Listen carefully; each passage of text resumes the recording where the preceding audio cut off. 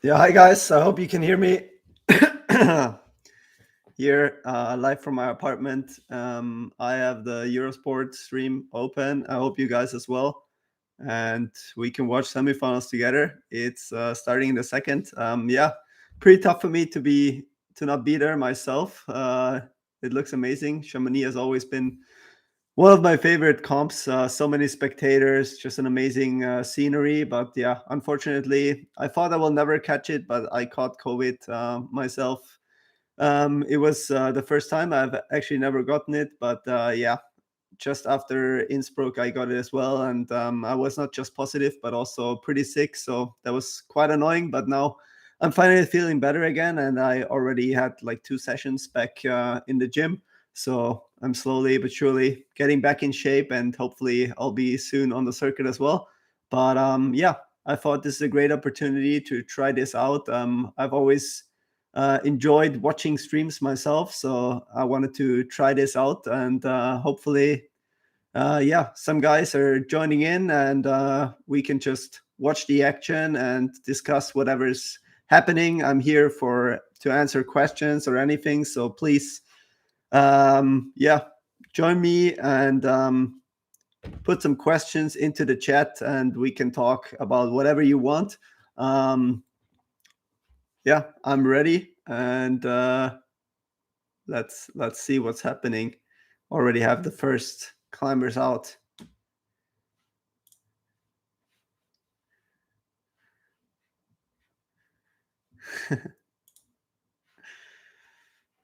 And my good friend Mario Lechner is already online.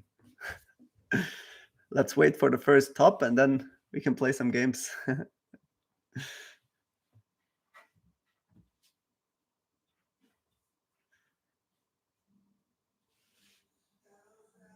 Jeremy Bonder, usually a really good boulderer, trying hard on a lead route now.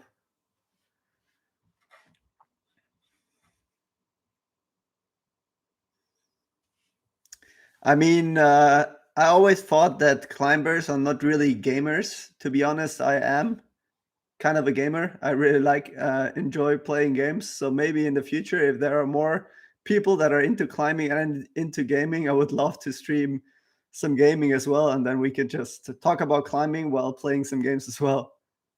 What can you watch the semifinals? So there's two options. Either you can watch it on the Eurosport player, which is what I do, but then you need a subscription where you need to pay for. Or the other option is you have a VPN and you watch it on YouTube. Or if you're outside of Europe, you can watch it on YouTube anyways. But in Europe, the Eurosport has the rights, so you need a VPN, which says you're in the US basically, and then you can still watch the YouTube live stream on the IFSC YouTube channel.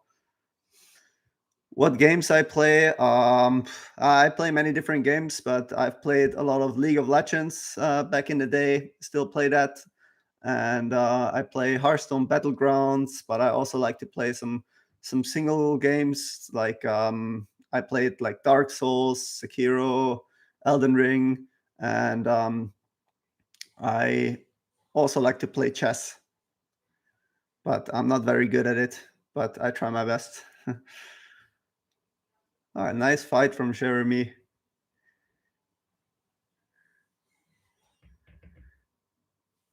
I hope the noise is good. I have a microphone here, but I hope it works pretty well. Let me know if it's too loud or you can't hear me really well.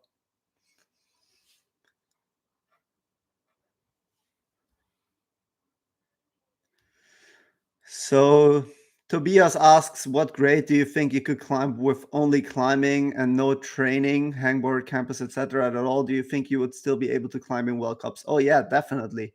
I don't really train a lot on campus, hangboard, and stuff like that. My training is almost exclusively on the climbing wall, and I think there are many others that do the same like me. I think if you just climb, you have like the best is obviously if you have good training partners, strong training partners that challenge you. But most importantly, motivate you and you just have fun together and you push yourself, I think you can get to a very, very high level. And yes, that level could even be a World Cup level. Also, like the Japanese, for example, they mostly climb. Yes, they love to do a lot of stretching and stuff like that and conditioning, but I think they do mostly climbing and not so much gym or campus or hangboard stuff. What do you think about this new subscription model for Europe? Is this helpful for the sport? That's a difficult question to answer, especially because we're really in the beginning of the phase. I think there has been a lot of criticism about it, especially because the Eurosport stream wasn't as good as people expected it to be. At first, I have to say I wasn't like completely against it because Eurosport is a huge channel and it could be a great option for our sport to grow. It has a cooperation with the IOC, with the Olympic games, so it helps us stay in the Olympic games and also actually get some TV time during the Olympic games. But I think maybe it was like 1 or 2 years too early, and I think there is still a lot of potential to make it better. And I understand that many people are frustrated that all of a sudden they have to pay to watch the IFSC comps. But yeah, hopefully in the future it can be better and it can be worth it to pay €5 a month if the stream is more professional than it used to be. Okay, it's amazing. There's actually like quite a lot of people in here. I didn't expect that.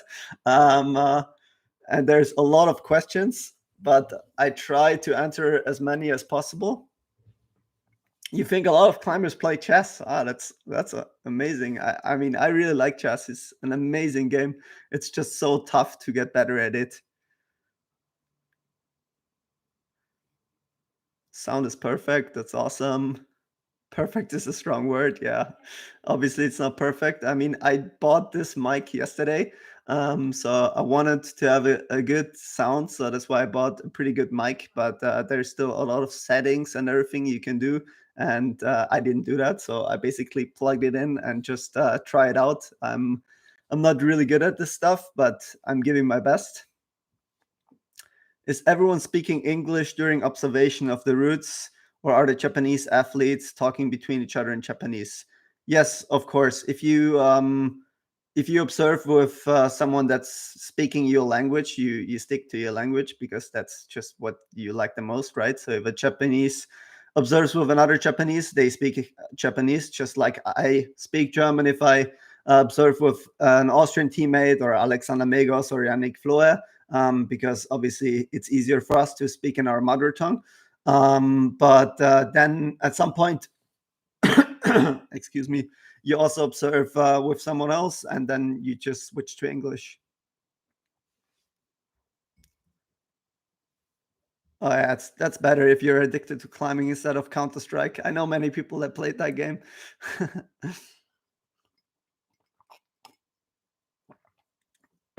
Any cool projects? What would you prefer to climb, V17 or 9C?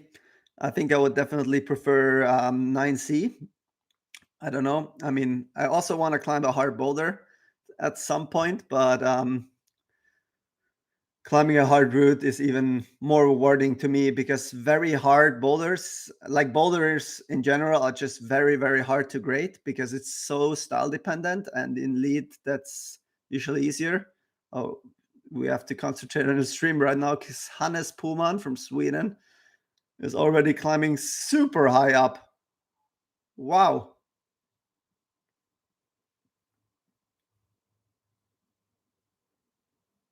I hope they zoom out because it seems like this is like so close to the top already. Wow, super nice try. Super nice try from Hannes Puman.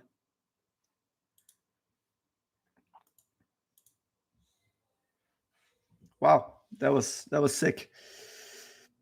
Are you going to Flatanger with Stefano to try silence? Yes, I'm definitely going to Flatanger. Wait, let me try to.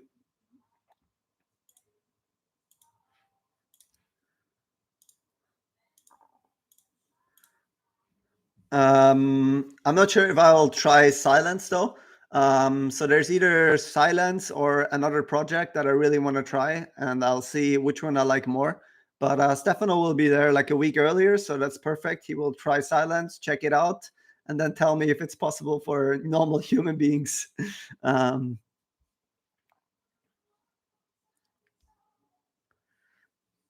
you just got introduced to climbing, and if you can start training rock climbing as I'm 20 now, of course you can start climbing now. That's the cool thing about our sport. It's never too late to start, and it doesn't really matter how hard you climb. It will always be fun, and you can always get better.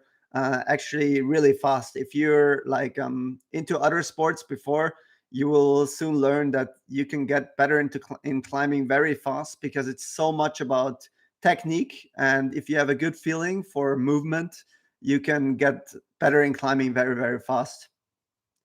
So many men topped the qualifier route. In response, would the setters made any alterations to the semifinal route to create more separation? I really hope so. I mean, obviously, in my opinion, and I think most people agree, qualification was a complete mess up. Like it should never happen to have that many tops. The goal of the route setters is to make routes that separate the climbers, right? So I think in a perfect world, you already have a ranking of the qualification where there's only one single first place. So you want really hard qualifications. And then you already have an easier job in semis and finals because if there's any ties, then you can go back to qualification. So they messed up qualification. So now they have like more pressure for semis and finals. And maybe they adapted semifinals slightly because I don't know, they fought the qualification routes. I don't think they thought they were that easy. So maybe they had to set semis a bit harder.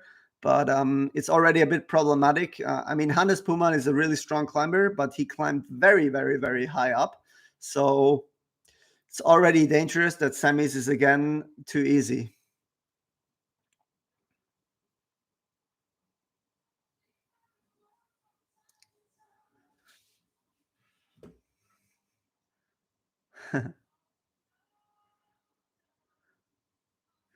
Favorite cracks in Austria? Oh, there's many. We're pretty lucky in Austria. We have many really good rock climbing spots, and very close to my hometown, Innsbruck, there's already amazing cracks in the valleys of Ötztal and Zillertal. Zillertal has many different sport climbing cracks. So does Ötztal. So there's some really good sport climbing. Schleier Wasserfall is another crack that I really like. And there's also some good bouldering in Silvretta, but then I prefer the bouldering outside of Tyrol, which is in Carinthia in Canton. There's Maltatal with the famous boulder called Bügeleisen, which I really love. And yeah, those are just some cracks that I really enjoy in Austria.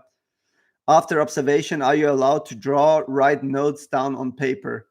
Yeah, sure you are. I think I don't know many people that do it, but I just saw the other day that Natalia from the US, the very strong female climber, actually draws a topo of the route during observation. I didn't know that. Like, I wasn't sure if you're allowed to do that, but I guess why not?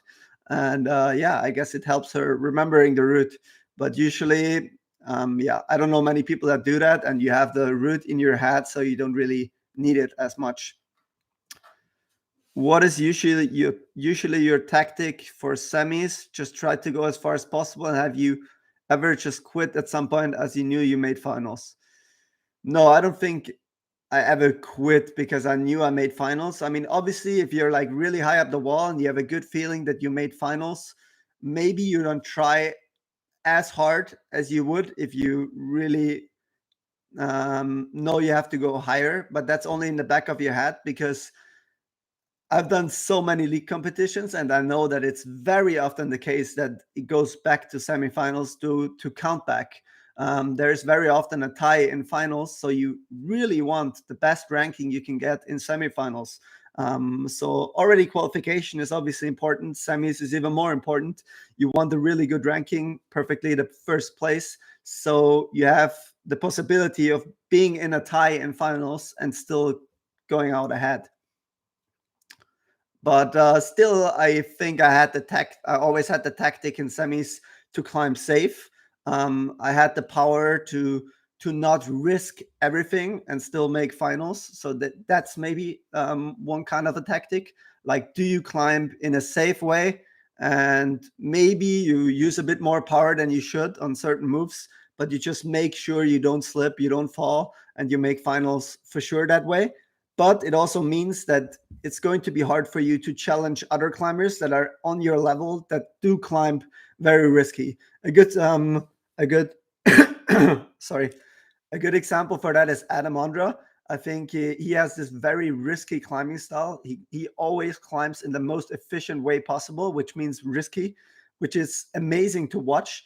I think it might happen to him slightly more often than to me to actually slip in a route, but also he always, like, if he doesn't, he usually does better than me because he has this risky climbing style, and it's a lot more efficient than my style if I climb really safe.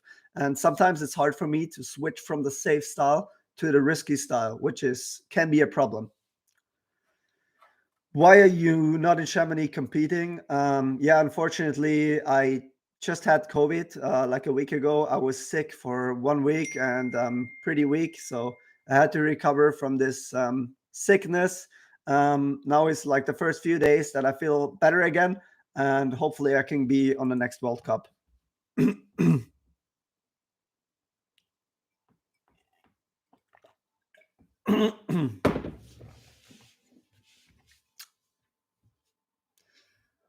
Cheek, you already got to go. Hope you stream more and the game idea is interesting. Consider it.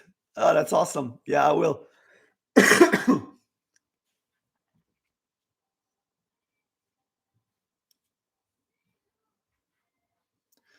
Do you have experience with anti-hydro? I would like to climb more often, but I feel like my skin isn't up for it. Yes, I definitely have experience with anti-hydro.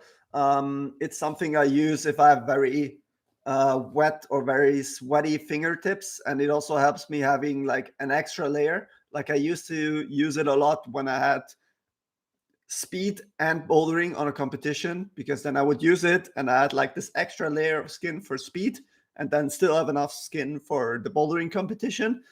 And in general, it just I have really dry skin already, so if I use it, I only use it on my fingertips. If you like, you have to be really careful with it, because if you use too much and you already have dry skin, you can easily get splits.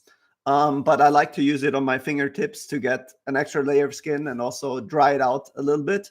But in general, I would say you just have to climb more, and in the beginning it might be a bit painful, but you have to grow this extra skin and you don't need anti-hydro too much. Just get used to it, your skin will adapt, and then you'll be able to climb more.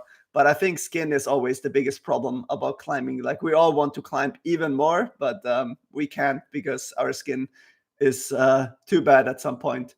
I mean, yeah, we have to pay attention for this guy now, because obviously, Colin Duffy won the World Cup in Innsbruck. He was second place in VR, and he's one of the strongest climbers out there right now. So I think he messed up one qualification yesterday. That's why he's out quite early. But we can already see what you need for finals, probably watching him, because, yeah, I'm sure he will be in finals. So let's see how high he can climb up. Maybe we already get to see a top.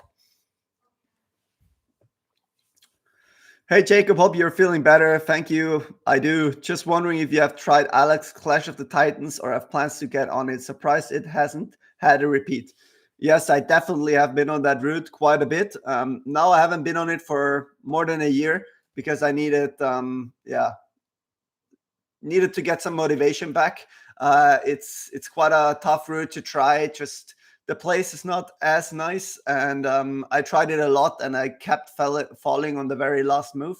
You need like very good skin on it, and for me, it's really my anti-style with very open holds. Like it's very chipped, this route, so it's also not like the nicest route on earth.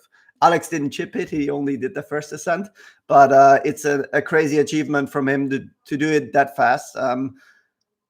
I think he graded it 9A plus, but everyone already knows, him included by now, that it's supposed to be 9B.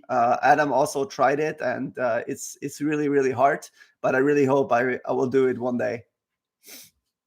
Can you show semis on your stream? Well, unfortunately, I can't because I don't have any rights for it, and I'm sure IFSC and everyone will just sue me if I do.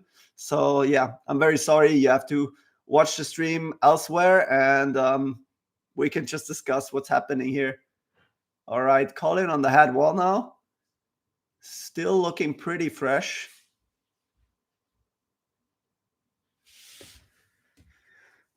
Come on, man.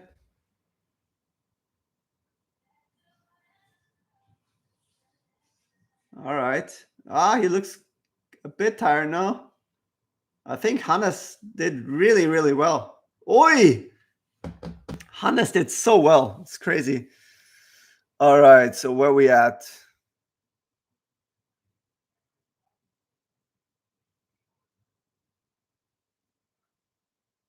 Kann es sein, dass der IFSC-Stream aus Deutschland nicht funktioniert? Yeah, that's correct. If you're in Germany, you can't watch the IFSC stream on YouTube. You need either a VPN that says you're in the US or you watch on Eurosport.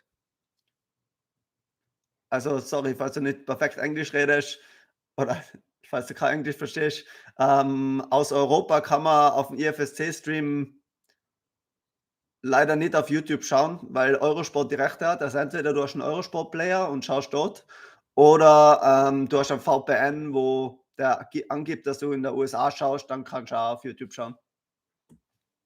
Would be fun to see you and Magnus climb together again. Yeah, I hope so one day. I mean, he's a good friend. I haven't seen him in a long time, but I'm sure we'll hang out again one day. Which country city do you prefer living in for training climbing? I mean, I like the country and city I'm living in, Innsbruck, Austria. We have one of the best climbing gyms in the world. We have good rock climbing around and also a lot of strong people training here. So if you want to train lead and bouldering, I think it's a very good place to train at. But there are other good places in the world. Like by now, Salt Lake City is kind of like a center in the US. Paris in France is really good. There's like a lot of good gyms around. And then obviously Tokyo has like so many good bouldering gyms.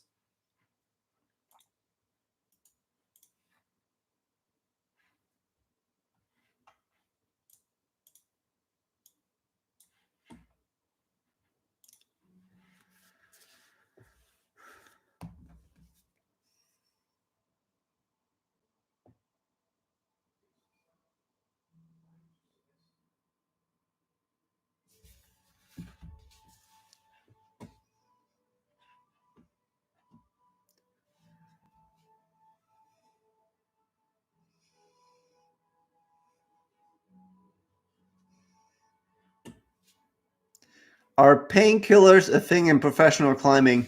Not that I know of, no. I mean, I'm sure someone has used a painkiller before, either because of an injury or I don't know. But I wouldn't say it's a thing. Definitely not. I'm not using painkillers, and I don't know other people that frequently use painkillers. What type of training do you find most beneficial, hangboarding or just climbing? Definitely just climbing for me. I think like just climbing and having fun is a lot more beneficial, and you will get much better in climbing than if you just do hangboarding. Hangboarding can be a good extra exercise, but it's never a very good exclusive exercise, in my opinion. Stream sound is a bit too loud. Can't hear you talking. Oh, sorry, you heard this stream sound? I didn't even want that on. Whoops. I actually only wanted my noise. I thought the stream sound is just for me, but I guess my settings weren't correct.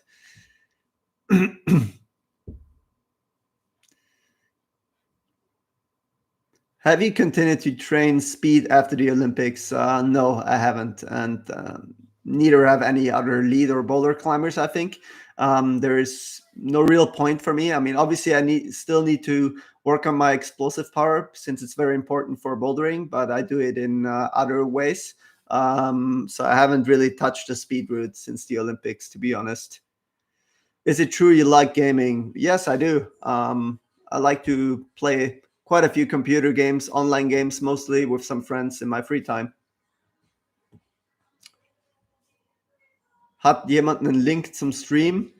Well, you need to a VPN, and then you have to go to IFSC YouTube, or you watch on Eurosport, but then you need the subscription for Eurosport.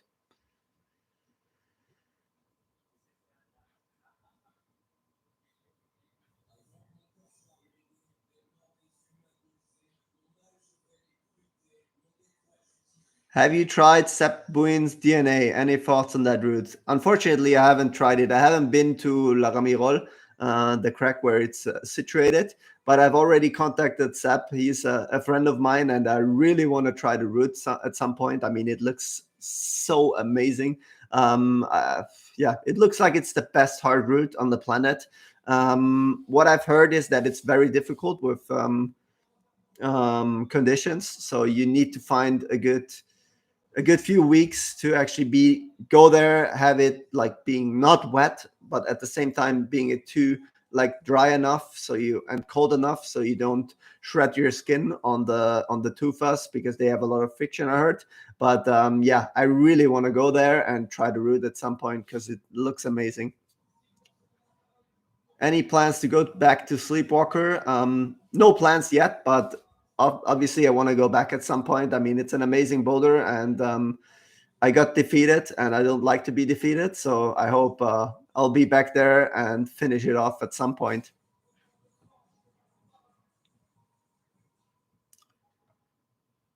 Are you planning to do more multi-pitch projects in the future, such as Panorama at the Sime? I definitely want to do more multi-pitch projects in the future, but not in a very close future. I think for now, I stick more to sport climbing and bouldering. I mean, my next big goal, like long-term goal, is obviously the Olympics in Paris.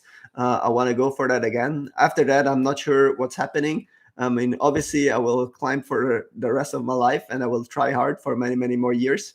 But regarding comps, I'm not 100% sure how it goes on after Paris.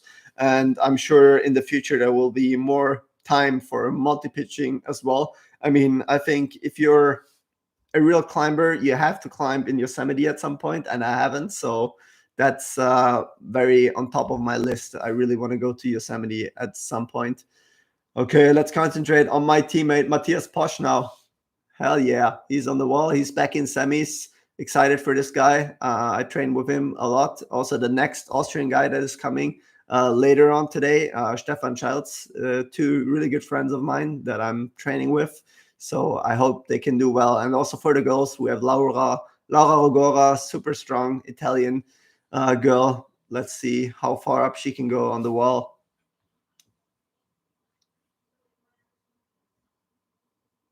What do you think about the new board in the KI? It's a really good one. It's the Kilta board. I don't know if you know it, but you should Google it and check it out on some YouTube videos. It's probably the best board in my opinion, and you can have a lot of fun on it. So yeah, you will love it, I'm sure. What's your Lichess username? I'm not on Lichess. I'm on chess.com. And my username is Lanzase. I'm gonna type it in.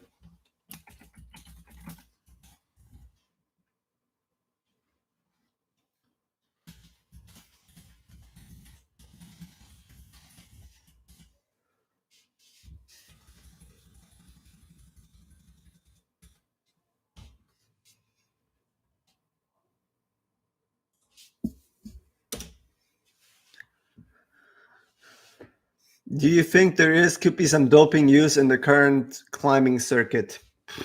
That's a difficult question. Obviously, I hope there is not, but I think any sportsman hopes that. I mean, but at the same time, it might be naive to think that there is no doping at all in our sport. I hope there is not, but there might be like some kind of things people use not during comps but during training or whatever. I hope not, and you never know. I mean, there is tests for the top guys, right? So And for example, Austria also has a program where we get tested during training all the time. So you can't really dope, I would say, or if you do, you would have to do it in a very professional way, like they do it in cycling and stuff. And I definitely think that's not the case in climbing. It's also, luckily, I think it's very hard to use doping in climbing because it's such a technical sport and there's so many nuances to it that you can't really take a substance and you'll be the best climber all of a sudden. But obviously, like in any other sport, I think you could use stuff to help you recover or whatever, and that would already be a help to be able to train more. But yeah, obviously, I hope no one is doing it. Yes, come on, Hias. It's already doing well. So is Laura. Do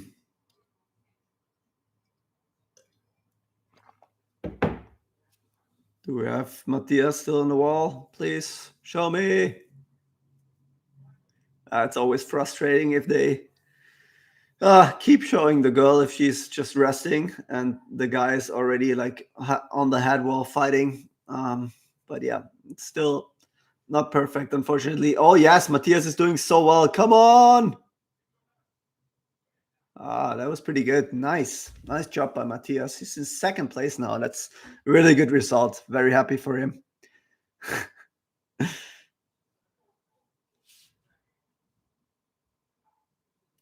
What's your opinion on the new wall in Chamonix and the general trend of lead walls getting shorter? Actually, I didn't know it's a new wall. I thought it's the same wall, just with slightly like the triangles are like a little different, and there are like some more triangles. But are you sure it's a new wall? I thought it's the same wall, only with the triangles being added. But I definitely think the lead walls should not be less than 15 meters, and I don't like it if they get shorter. A bigger problem to me is that some of the walls get less steep, especially at the top part. I mean, look at Laura right now. This is kind of like a slab right now. This is not really powerful climbing anymore, and that's a problem in lead because she's like only on her palm and on her legs right now.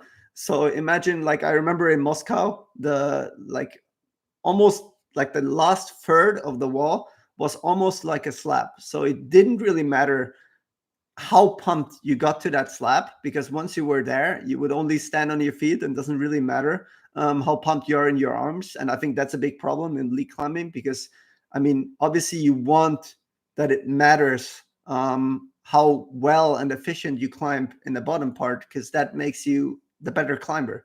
If you climb the first half much more efficiently than the other person, you deserve to be better on the route. And if it's a slab up top, it doesn't really matter what he did in the first half. So that's why I think also the top part should always be overhanging. And like you see on the wall in Chamonix, it's slightly overhanging. But if they use a lot of volumes, all of a sudden it turns into a slab.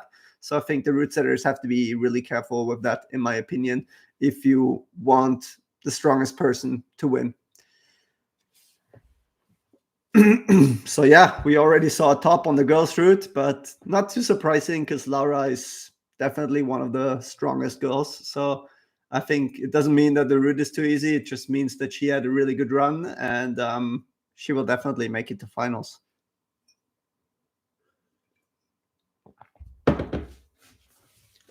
Have you ever climbed at the Zigeunerhöhle in Gradkorn, Styria? No, unfortunately, I have not. I haven't really lead climbed much out of Tyrol in Austria. So that's definitely something on the list. I want to climb more in Salzburg. There's a lot of cool cracks that I want to try. And yeah, also in the Steiermark.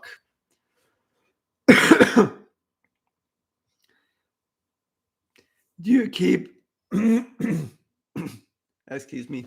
My voice is still a little bit bad from COVID.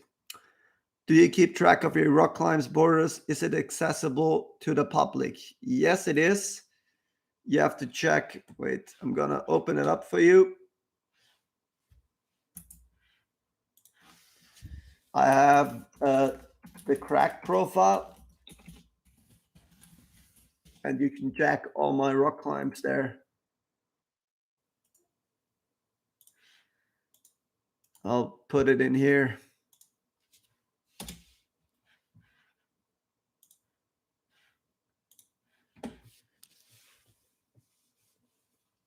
Jacob, is it finished already? Oh no, it's not finished at all. We're like not even halfway, I think. Semis is going on for a while. I mean, it's 26 climbers, so still lots of time. Jacob, any tips how to recover faster after hard training? I'm constantly sore. So yeah, I mean, usually I get sore if I do movements that I'm really not used to. So when I get sore, it's mostly from bouldering competitions because there we often have like crazy movements that I've never really done before, and I use muscles that are not training as much as others. For example, the triceps.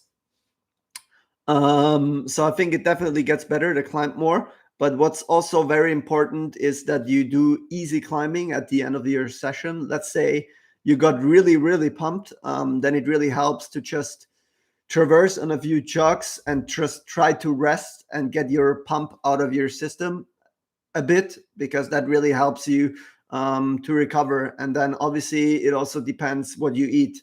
So if your muscles are really tired from a session, I think it really helps to eat some protein and carbohydrates, but mostly protein is important so your muscles can recover faster. Do you think you'll ever try Burden of Dreams? I feel not many are attempting it because it is so remote and looks brutal, obviously. I think people have tried it. I think Sean Rabatu wants to try it, and he's one of the strongest boulders in the world. So hopefully he can do the second ascent. But I'm not like super psyched on trying it right now. Like you say, I mean, the problem about the boulder is like what I really enjoy about bouldering is if you're like at a crack where you can just try a lot of different stuff as well, right? That's when it's the most fun. For this boulder, you basically go to just this boulder because I don't think there's a lot of other boulders around, which already makes it more difficult to find climbing partners that go with you, right? That's also always a thing that people underestimate. I mean, maybe there are some people that don't bother or don't mind so much just going there by themselves and trying it alone. But I'm really not that kind of guy. I've always like I grew up climbing together with friends, and it has always been essential for me to climb on a hard level. Like if I had to train alone all the time or try something hard alone, I know that I would not do well because I just don't enjoy it. So for me, it's always important to have good friends around, and then I'm motivated, then I'm having fun, and then I'm usually also climbing at my best. So it would probably be not so easy to find a lot of like super psyched people for Burden of Dreams, but maybe at some point I'll find a few and then we'll try it. But there's many other boulders that I'd be more interested in at first that look better to me.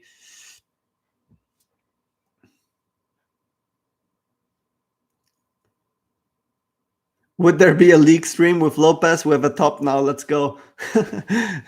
Yeah, I wish. I mean, that would be fun. It was just on the girls' route. We need a top on the guys' route as well. But yeah, I don't know how many people would enjoy watching me play league. Probably not so many because it's not like I'm playing. I'm a challenger. I'm just like a casual guy. But yeah, I'm definitely better than Lopez. So that's something.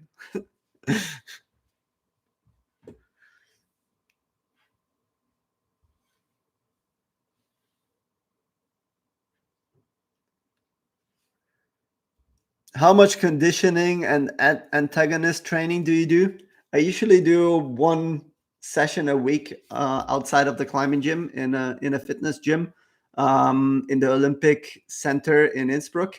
I have a coach there that supports me, and I'm not really doing a lot of power exercises. I'm only working on my mobility and flexibility because that's a very big problem of mine. Like I'm really trying to work on my hip, shoulder, and back flexibility because especially in bouldering nowadays, it's there are many boulders where it's so important that your shoulder and back is very flexible. And yeah, unfortunately, I will never be very flexible on that terms, but I'm trying to get the best out of me at least with this one session a week where I'm only working on this. how long are you planning on competing? Are you planning to climb exclusively on rock after you retire from World Cups? I mean, I don't think I will ever exclusively climb on rock. I will always train in the gym, even if I'm like training for a rock climbing trip. But obviously, once I'm not doing competitions anymore, I will climb a lot more on the rock. But I definitely enjoy training in the gym as well. And I think it's a great place to get stronger. I think nowadays there's not really anyone on a very high level anymore that's not climbing in the gym at all, because it's just the best place to get strong if you have like some hard projects outside. But yeah, I'm not sure how long I will do competitions. I'm still very psyched, and I think as long as I'm still doing well, I will also enjoy it a lot. So yeah, for now, I will definitely go for Paris 2024 for the Olympic Games, and after that, I will decide. It depends how motivated I am, and but yeah, I can see myself going longer. But probably I will do less and less comps a year. Just focus on a few, so I have more time for some certain rock projects, because I definitely want to focus more on that as well.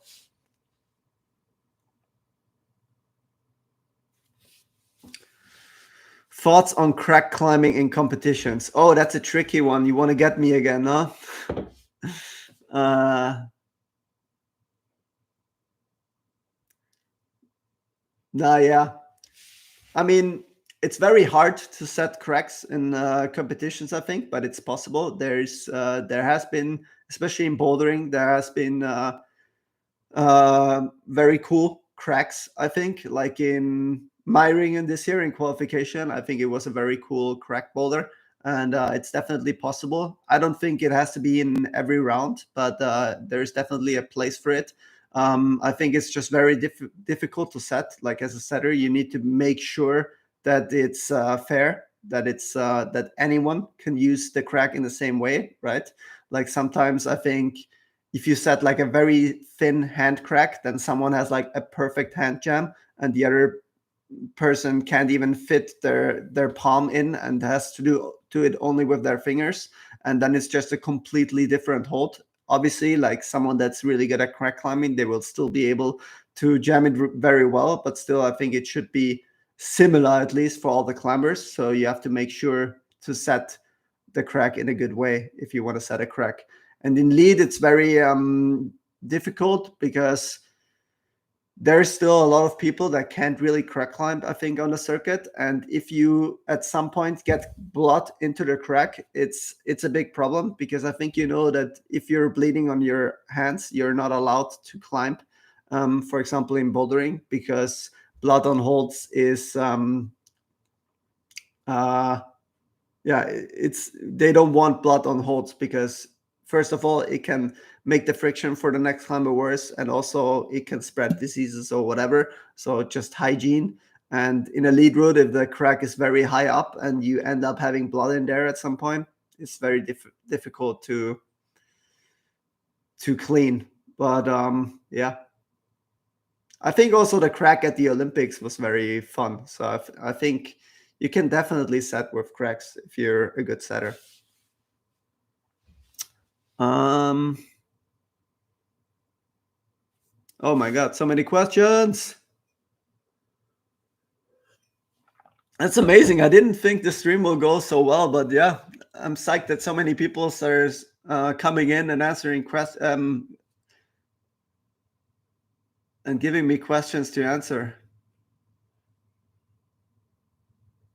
When will you be sending silence in Flatanger?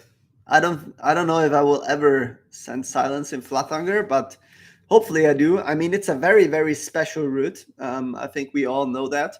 It has some crazy movements that look like maybe only Adam can do, because he has this very special style. But I definitely want to give it a chance, and so does Stefano. So hopefully, oh, Jessica. I think that was a good attempt by Jessica, another teammate of mine. She has been a bit unlucky recently on some comps. I really hope she can be back in finals and show how strong she actually is, because I feel like she didn't really get to do that in the last comps. So where was I? Oh yeah, silence. So yeah, I think Stefano and me, we at least want to give it a go. Just look at the route, try to find some beta, try to find out if we can do the moves. Because if you can do the moves, then you always know there is a possibility of sending the routes. But yeah, we will see. Um, I haven't given up on it yet because I've never tried, but just watching the video and talking to Adam, I know it's a very special style, and I'm not sure if I can do the movements, but I will try. But other than that, there's many other very cool routes and hard routes in Flatanger. There's a really cool hard project that I want to try together with Adam. How did you get so strong? Do you do Pacific strength training or mostly just spray wall and climbing? I mean, I definitely got so strong back in the day through just climbing with friends, being motivated, and doing a lot on the spray wall and lead climbing a lot. Like there's nothing super special that I did. I think the thing that was the most important is that I had really strong training partners, very strong climbers around me that I could learn from, that got me motivated, and I saw where I could go or where I have to be if I ever want to do well in competitions, like Kilian Fischhuber, David Lama, Jörg Verhoeven. There have been like many strong climbers around me in Innsbruck, and then just train together with some strong friends, like Mario Lechner, who is in here in chat right now, maybe. And yeah, this way just got better by climbing a lot. Like there is no very specific formula that I can tell you, but obviously once you're at a high level, then there is a lot of things you have to care about to get stronger. Then there's many tiny things. I think I'm definitely a person that really has a very analytical thinking. Like I really like to analyze every single comp or my climbing, and I'm pretty good at watching other people and trying to learn from them. And I think over my climbing career, I have tried to analyze a lot to improve my climbing in every possible way.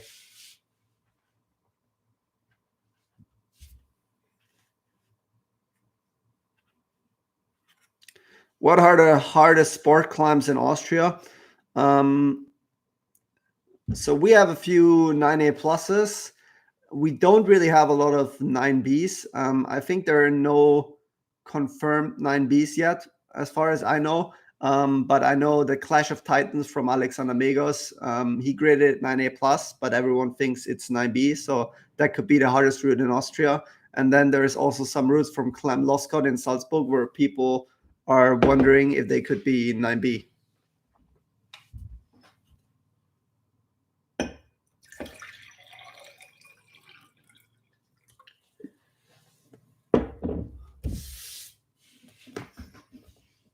So Philip Schank, another good friend of mine, he's training in Innsbruck quite a lot. He's from South Tyrol.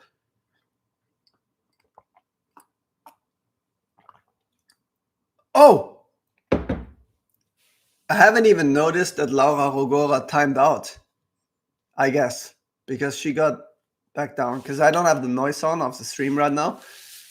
So I guess Laura timed out and Jessica is in the lead right now. So that's good. I mean, good for Jessica because it means she probably makes finals. And I hope it will still be enough for Laura because that would be super unfortunate. I mean, we all saw how strong she was. And yeah, I mean, in the beginning, we thought the route might be too easy because Hannes Pullman did so well, but I think he just had like an amazing climb because he's still easily in the lead. But I mean, there's still a lot of guys coming, so hopefully we don't see more than one top. Fewer Aram afterwards. Oh my god, that would be so fun. It's kind of hard to set up, but yeah, that would be fun. I don't know how many people in here play League and want to play Aram. That would be so fun.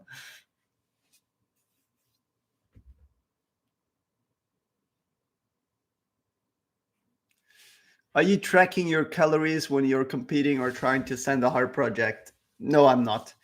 I do try to think and care about what I'm eating, but I'm not taking it like super serious. It's not like I have a plan or I'm counting calories or anything like that.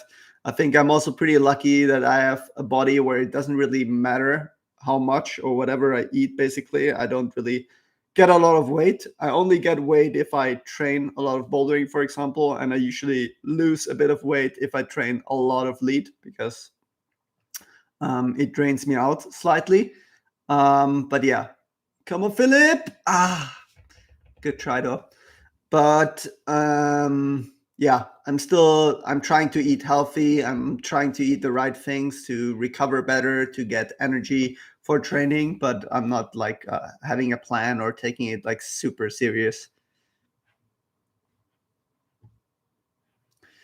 Have you ever had problems with your elbows? Sometimes have a sharp pain in my elbow. That's unfortunate to hear. I'm sorry about that. Um, I haven't really had like problems with my elbow, but like up here, like the muscle, not the elbow, but the muscle, like that goes like where the biceps actually like starts basically. With this muscle, I've had quite a lot of problems, especially when I trained a lot of speed. It was just overused basically. But in terms of elbow, I know other climbers that had problems, but luckily I've never had problems. But yeah, I'm sorry to hear that, and I hope it will get better. You should see a doctor. You have just motivated me to stretch. Oh, that's good to hear. Yeah, for me, it's always really, really difficult to get motivated on stretching. I really don't enjoy it, but yeah, we have to do it, unfortunately.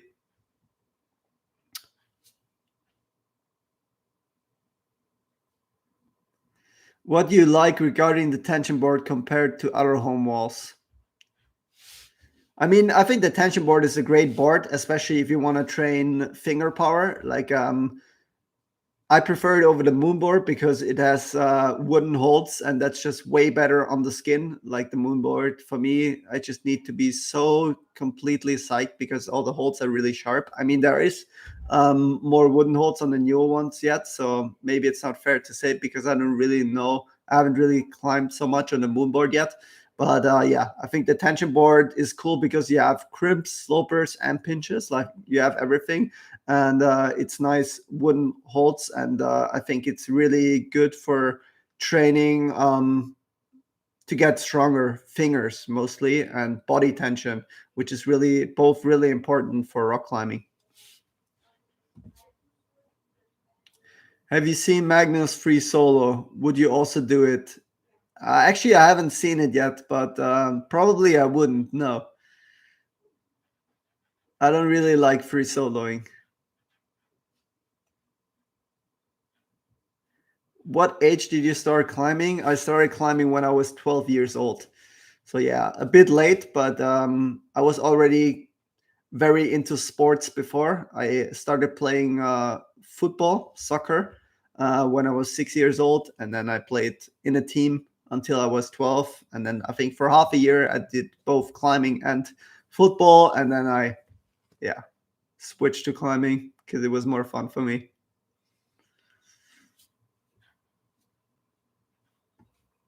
Hi, any plan to go have a look on some of Sepp hard routes? Yeah, definitely. I hope at some point I can make it to La Remirole and to France and try his routes. Team up with him. Hopefully he can show me around. He's a friend of mine, and the routes just look so amazing. So I definitely want to try them in the future.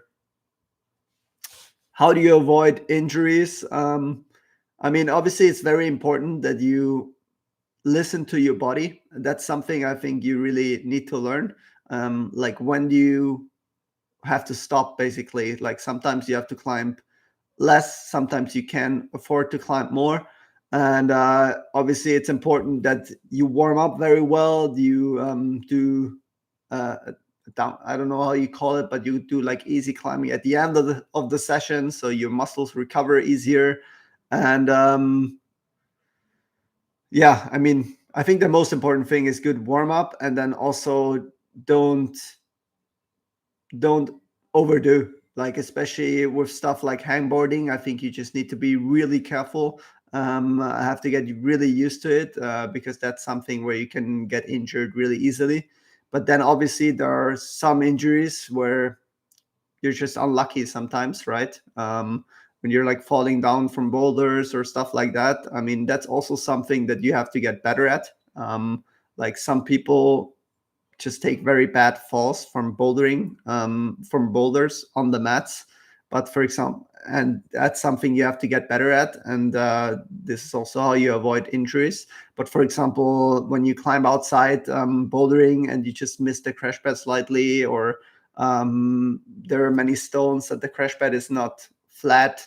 Yes, some of those injuries are really hard to avoid, and you just have to be lucky, I think.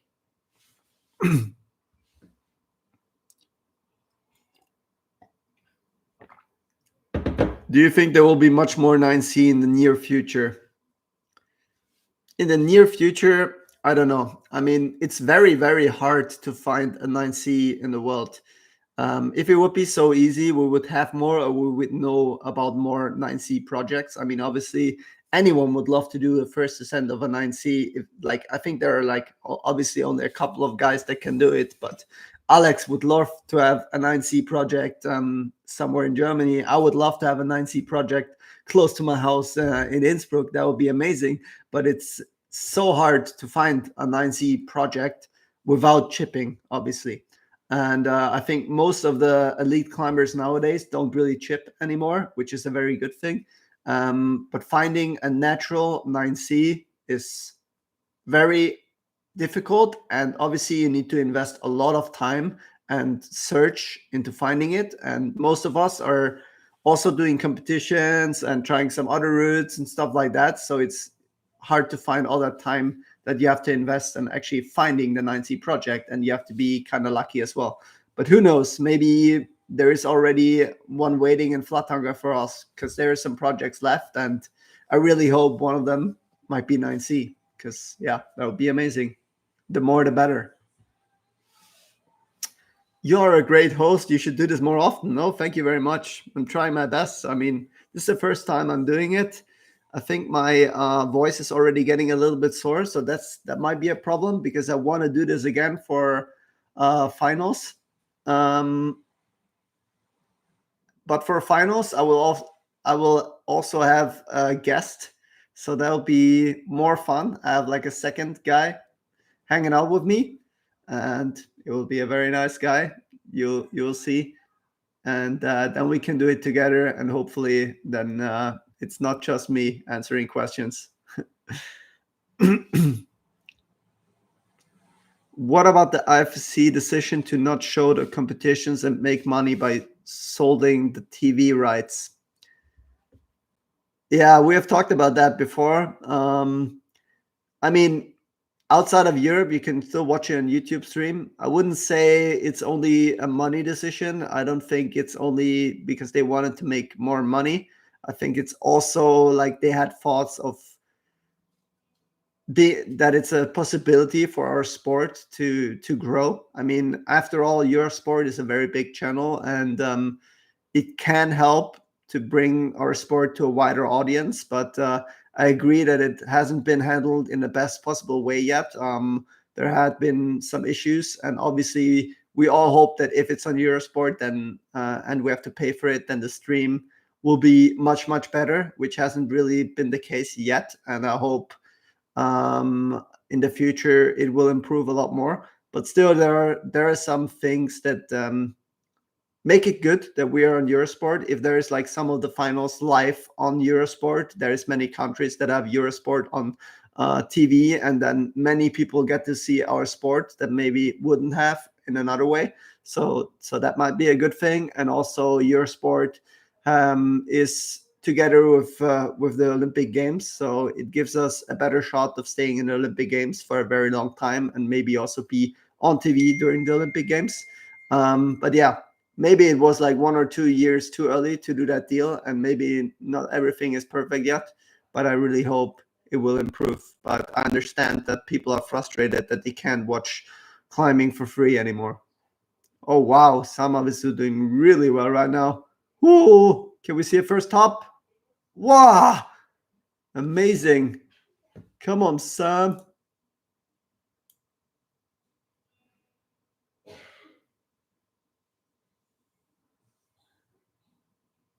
Wow. Okay. What a try from Sam. That was amazing. I think he might be able to make finals.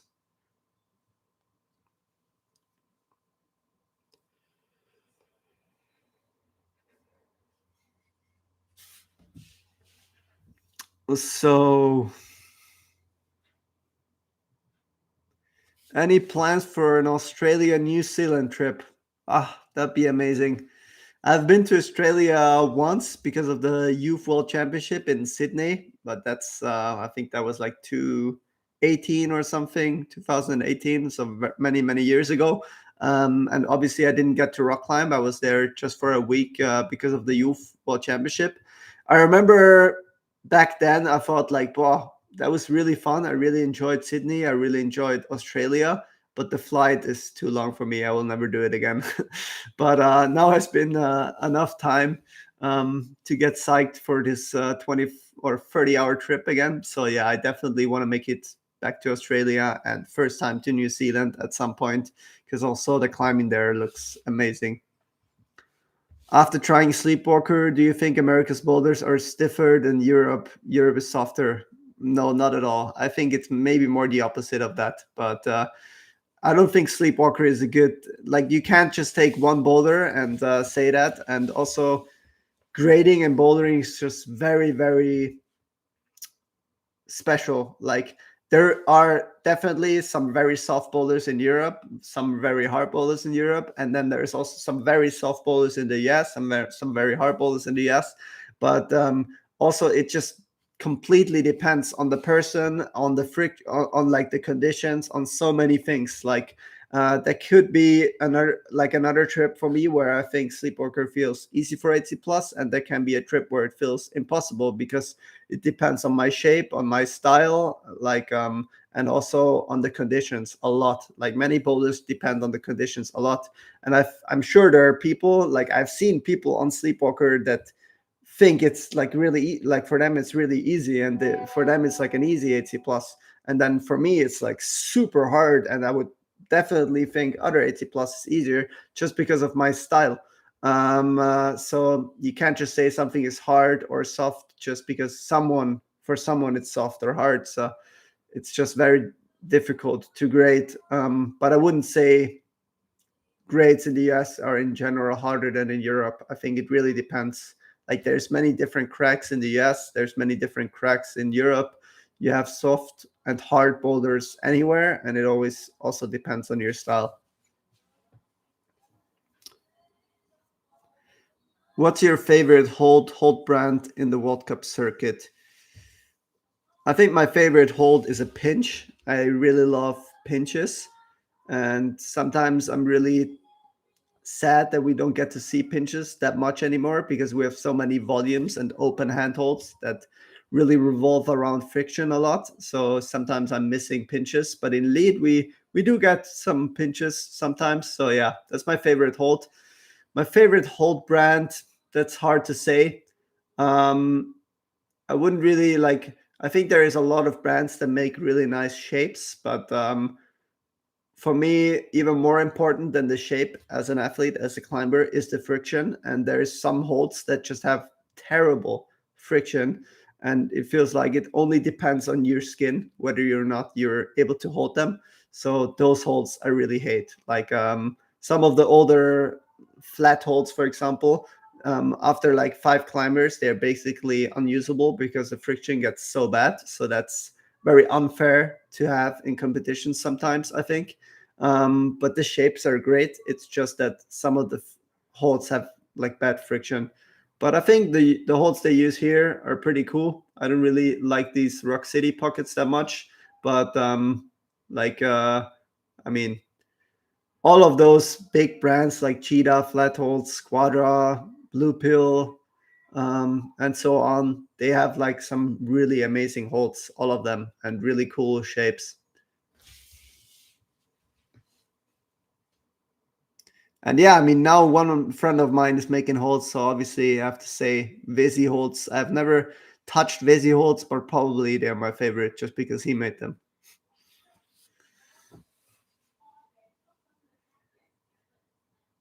Why they removed some points to the Rogora? I think Laura Rogora timed out, I'm afraid. That's what I think. Going back for the harder exit to King Capella, how hard is that top compared to King's? Yeah, I'm not sure if I'm ever going back for that. We'll see. Because I don't think it's going to be that much harder. To be honest, I only checked it out once and I didn't check the very top. And the very top might still be like kind of weird, but it's kind of slabby. So I'm thinking it's either impossible or it's not too bad. And if the very top is not too bad, then I don't think the harder exit would be that much harder. Like maybe it would push it to 9B plus, but not more than that, I think. So that's why I'm not like super psyched, because I think the crux would still be the same as in King Capella. And yeah, to be honest, I think Will should have pushed for this line, but maybe he really couldn't find a way at the very top. I'm not sure about that. Maybe there's nothing up there.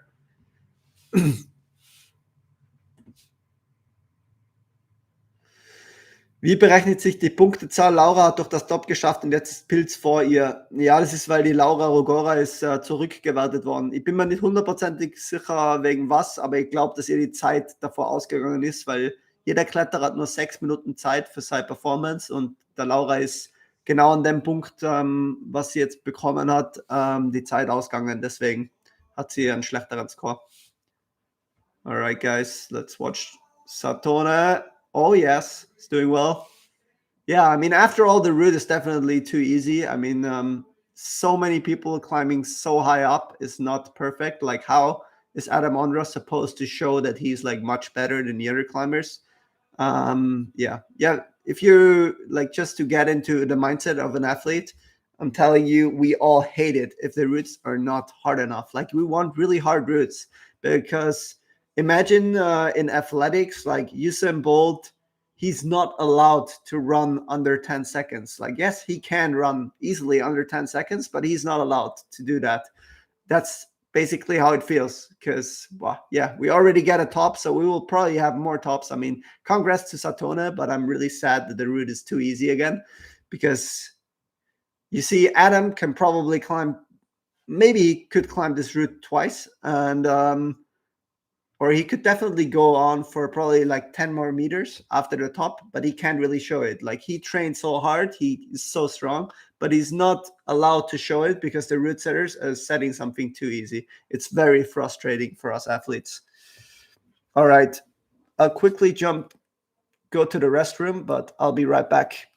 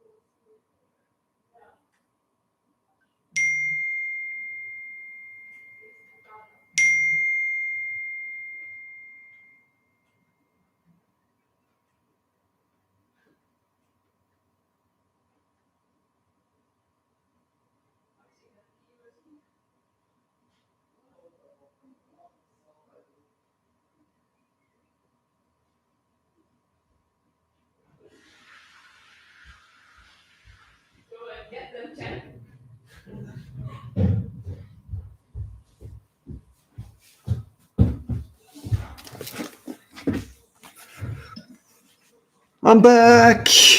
What up?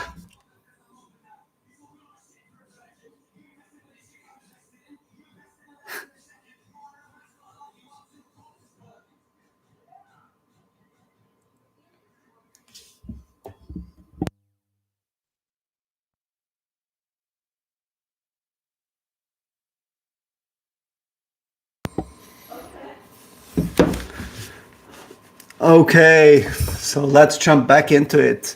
A lot of questions. So psyched that you guys joined me here. That's awesome. Thank you very much for everyone who tunes in. Uh, it's good. I didn't know if like anyone actually comes, so it's cool that there's so many people watching with me and being so interested. And yeah, I'm sorry if I can't answer everything, but I try my best. And yeah, if you haven't subscribed to my YouTube channel, that would be a great help. And then you can also be up to date once I go live again. Because since this is working so well, I will definitely do this more in the future.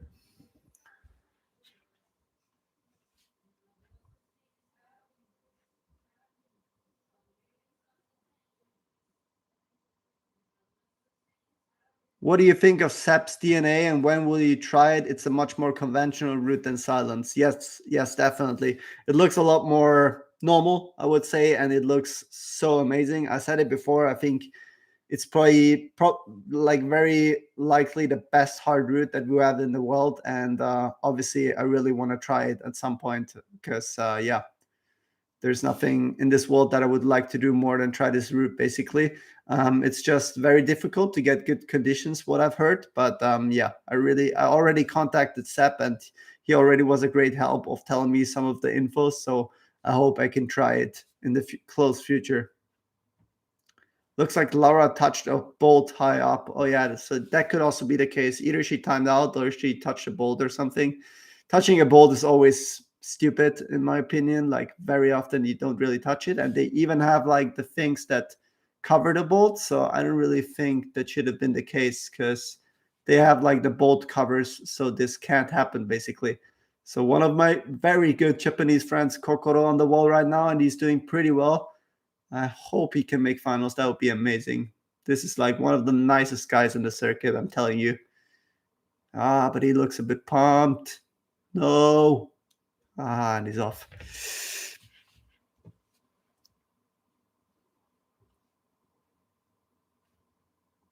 Okay, so Laura might actually have touched a bolt. I don't understand.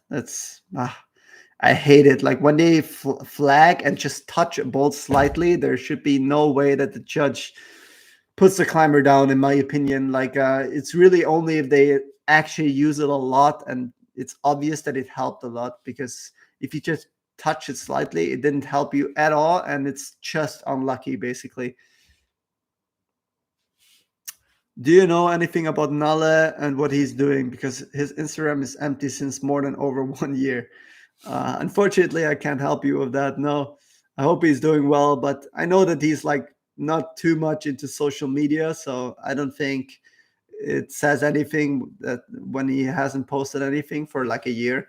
But yeah, hopefully he'll be back soon. And I mean, doesn't really matter if he's. I mean, obviously it would be cool for us, like his followers, if he would post anything. But most important thing is that he's having fun climbing out there, and I hope he is. Have you ever felt cheated on a competition because the holds got more greasy, slippery than for some climbers that started earlier or right after they cleaned the route?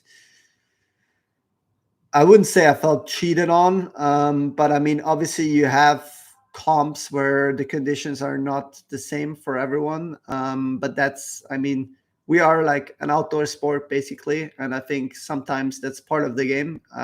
As long as it's not a huge difference, I think it's fine. But yeah, obviously, I've been on comps where I was in the sun and other people weren't, and or yeah, and it happens and it's frustrating, but sometimes it's part of the game. And obviously it's important that the organizers try to handle it in the best possible way, try to have the rounds where within that time it's the same for everyone, but sometimes it's not going to be perfect. And yeah, you just have to be lucky basically, or just be strong enough that it doesn't matter.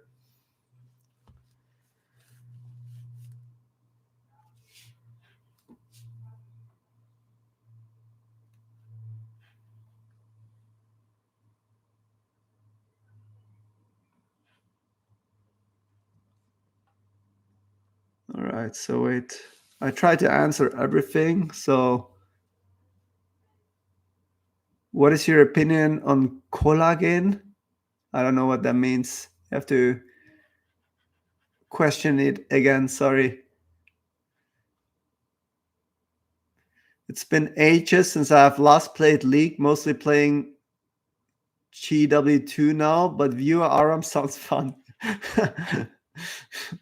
Yeah, we should do it sometime. That would be fun indeed. Where can I watch the semis? You can either watch it on YouTube, IFSC YouTube stream with a VPN, or you're like outside of Europe, then it works anyways, I think. Or you watch it with a Eurosport subscription. Oh, there's the replay of Laura. Are you kidding me?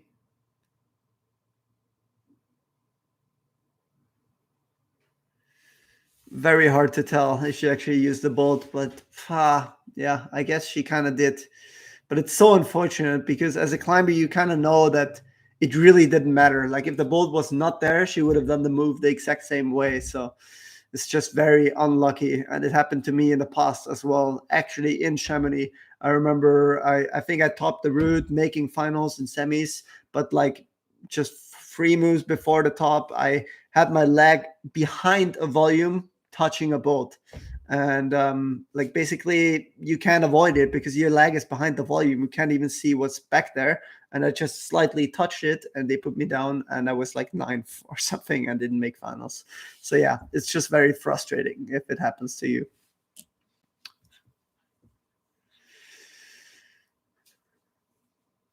So you have a career as a gaming streamer too. That's good to see. Yeah, I wish. Unfortunately, I'm not good enough in any of the games I'm playing that I think a lot of people would like to watch me. But if there were like a lot of climbers that enjoy games as well and they enjoy watching me play some games and just hang out and chat, then yeah, that would definitely be something that I would love to do sometimes. But obviously, I wouldn't be able to stream like some of the crazy streamers do, like every day, 10 hours. First of all, I don't think I would enjoy it. And second of all, I just love climbing too much. So there always has to be more time for that. But yeah, like once in a while, like a small little gaming stream, that could be fun. Maybe with Alberto joining in, playing some League. Why not? Which pro climber you know started climbing in the latest age? Well, obviously, I don't know about all the climbers, but I know one person that started really late, which is Tomoaki Takata, the Japanese climber. You might know him. He has been in many bouldering finals. I think he has also been on the bouldering World Cup podium. Yeah, he's a super cool guy. And what I know is that, I think he told me he started climbing when he was 16. So that's really late. And I think that's only like if you start that late, it's only possible if you have done other sport before, basically. And he did like some other sports professionally before, or like in a team. He did like some kind of Japanese fighting sport. I don't really remember the name, but yeah, that's the latest that I've heard of. 16.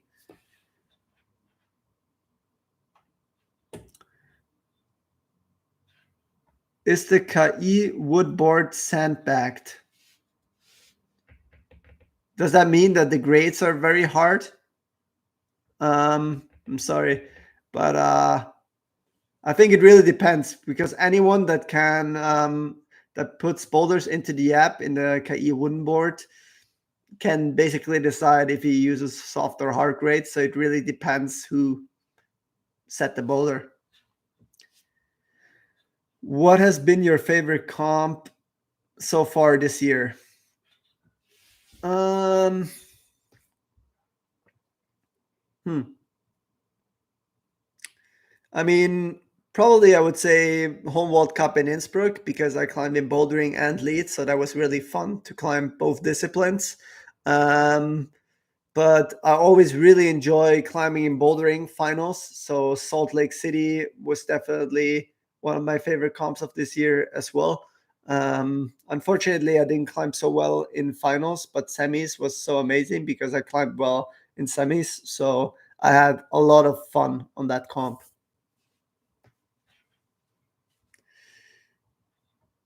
Who is the favorite male climber in this comp? Do you mean like who is like who I like the most, or who I think will win the comp? Because who I like the most, that's very difficult to answer because I have like so many friends on this comp. But who is the favorite to win the comp? That's definitely Adam Ondra. I mean, he hasn't done any comps before that, so he really trained for this comp. That's already a huge advantage because the others are kind of tired from the other comps and didn't get to train as much. And secondly, obviously, I mean, he's just the best climber in the world right now. And if he prepares for a comp, he will always be the favorite, I think. So yeah, they're cleaning the routes right now, which means we're only halfway. Feels like we've been here for a long time, but yeah, I'm just talking so much. It's crazy. I haven't talked like, yeah, it will be easier in finals when I have like a friend with me, so we can like take turns. Because now I've just been talking a lot. So I'm sorry if I'm annoying.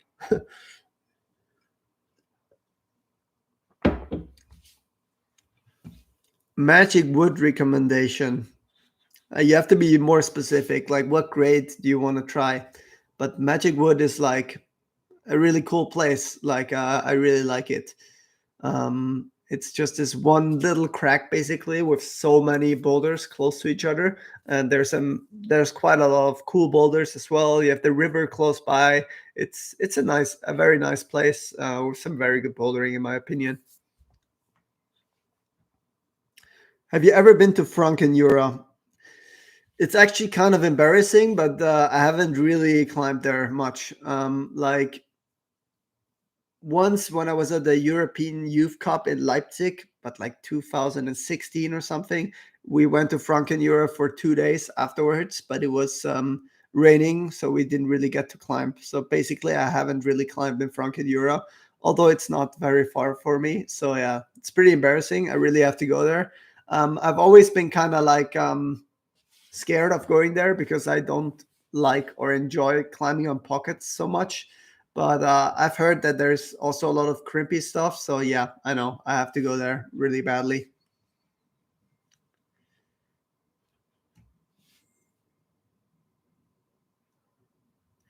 Does getting sufficient rest, especially sleep, become more important to you as you get older? Yes, definitely. I think it has always been very important. Like getting good sleep and enough sleep is very important for a sportsman. But resting and in general is even more important the older you get. I think. Obviously, I think it might be. Excuse me.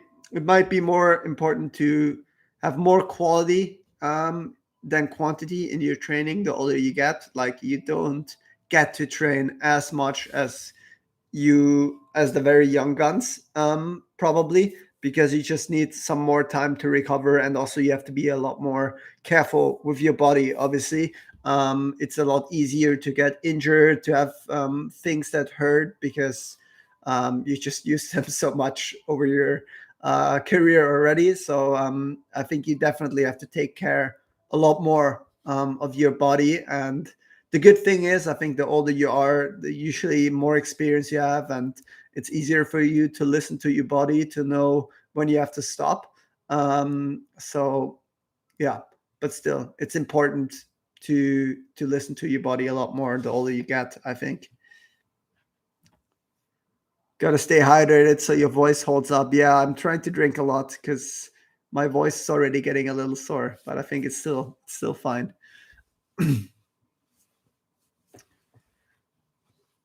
How many make it to finals? Eight. Usually eight, but there could be ties. And then it's more than eight. So we have the big problem that qualification for the man was already too easy. And there were, I think, yeah, there were like more than eight double tops already. So if there's again more tops than eight of those guys, then we will have more than eight in finals. Yeah, I mean, it would suck so hard for a guy like Satone, who already topped the route, to not make finals topping the route. I mean, it's ridiculous. If that happens, it's again one of the worst setting jobs in a long time. I think, like, in my opinion, there should never ever be more than one top in semifinals or finals. It just completely ruins the comp for us athletes, because you don't really get to show what you can do, and that's just very frustrating. I mean, if someone tops semifinals and it's not going to finals, it's ridiculous. But yeah, we'll see.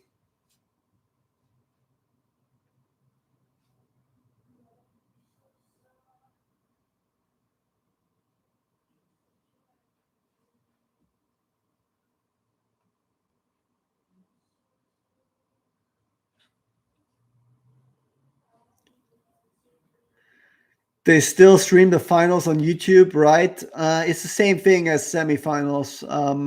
It's only, you can only watch it on YouTube either if you're outside of Europe or if you have a VPN. Otherwise, you have to watch it on Eurosport with a subscription. How come you aren't competing? Unfortunately, I caught COVID just after the World Cup in Innsbruck, so I had to skip VR and now also Chamonix, because I was sick for a week basically. So I was not just positive, but also got pretty sick. So I had to recover from it, and now I'm slowly, I had my first two sessions again, and I'm trying to get back in shape, and hopefully I can get back in shape fast enough to go to Briançon.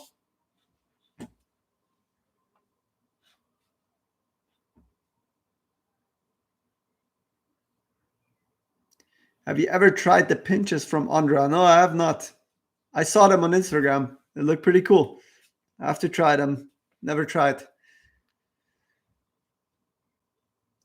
What tips do you have for transitioning indoor bouldering to outdoor? I kind of lack warm up and power motivation. I only try granite rock now. Yes, I think there's a lot of people that start indoor and then it's very hard for them to transition to outdoor. I think in bouldering it's maybe even a bit more difficult, because you kind of want people that have done it before to go with you, because it's easier than they can show you how to like place crash pads and stuff like that. And it's often a bit more like, obviously it's scarier to boulder outside than inside, because you don't have mats everywhere and you really have to get used to it. So I would also recommend just trying rock climbing lead as well, because it's maybe easier to just climb a bit more and get a feeling for the rock and get a feeling what it means to climb outside. But obviously you can also do rock bouldering. You just have to know that, yeah, it might take some time to climb on the same level that you're used to climbing indoor. And often bouldering outdoors, like if you go to the gym, you go like 2 or 3 hours, and you know that in those 2 or 3 hours you get to climb a lot. If you go outdoors, you probably use the whole day, and in the whole day maybe you get to climb as much as in the 2 or 3 hours indoors, and you have to get used to that. It's not only about the climbing, but also about the experience, just being in nature, going out with your friends and having a good time, walking around, finding nice boulders, and hopefully you get to climb in a crack where there's a flat ground for beginning. I think it's really nice, so you have like a good landing, and yeah, go from there. But hopefully you have some friends that have done it before and can show you around a bit.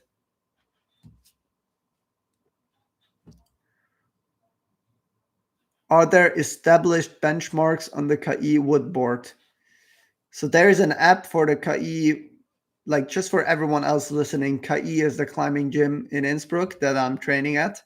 And we have a wooden board, and there is an app that you can use. It's called, wait, how's it called?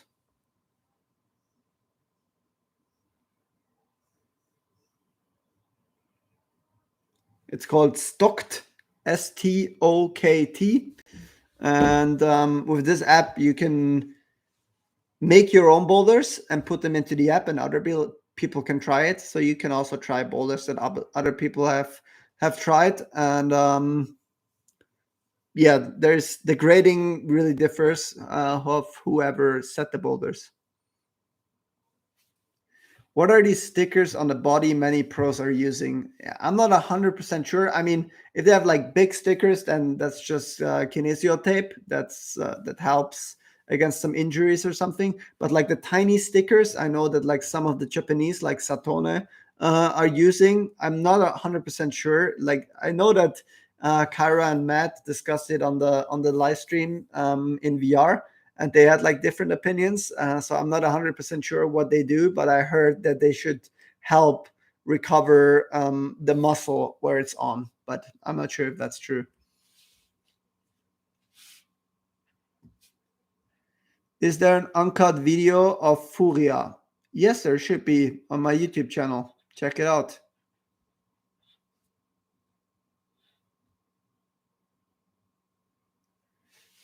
How have they not made it harder after so many tops and qualies? Yeah, I don't understand. Like, to be honest, I never understand when a route is turns out way too easy, because there's really, like, I know that the IFC and the organizers often say they really want a top for the show, but I don't agree. Like, I think the show can be just as nice if someone falls slightly below the top, and it destroys it completely for the athletes if there is more than one top.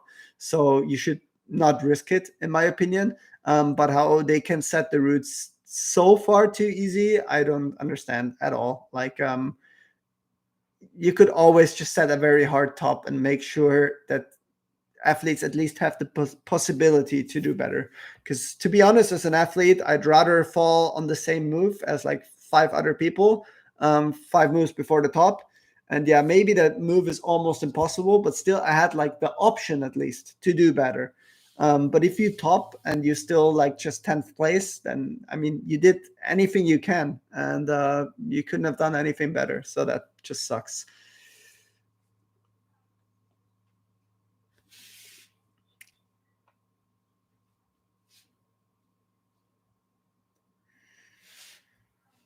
What do you think about outdoor venues and the bad and unfair conditions that come with them, sun, rain? Well, yeah, I've had this discussion with other athletes as well, because there's even athletes that said maybe we should never have outdoor comps at all. But I don't agree. Like, I think we are an outdoor sport and it's part of the game. Like, I really love outdoor venues like this one in Chamonix. Like, it's such an amazing venue and you have so many spectators, and it's just very great, and we really need those comps. But obviously, the organizer has to do everything they can to make it as fair as possible. So check the weather forecast and try to have the rounds in a time where the weather doesn't change too much, so everyone has like very similar conditions at least.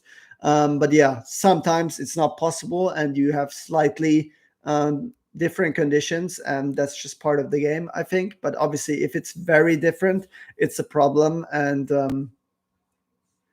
it should be avoided. Okay, Luka Potočar, one of the strongest league climbers right now, I think, from Slovenia. He's fighting really hard. I mean, Satone was chilling up there, but yeah, now he's chilling as well. So yeah, maybe we get to see another top. Oof, nice fight.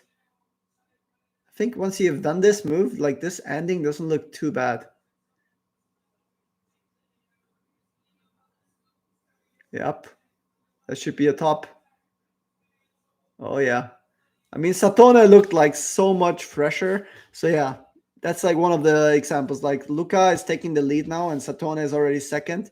But Satone looked like he could have done like probably 10 more moves, but he just didn't get to, because they wouldn't set hard enough for him, which yeah, kind of sucks. Oh, so Laura Rogora got the top now, so I guess they made an appeal, and it went through. Luckily, because it just always sucks if someone gets down because of like a bold touch.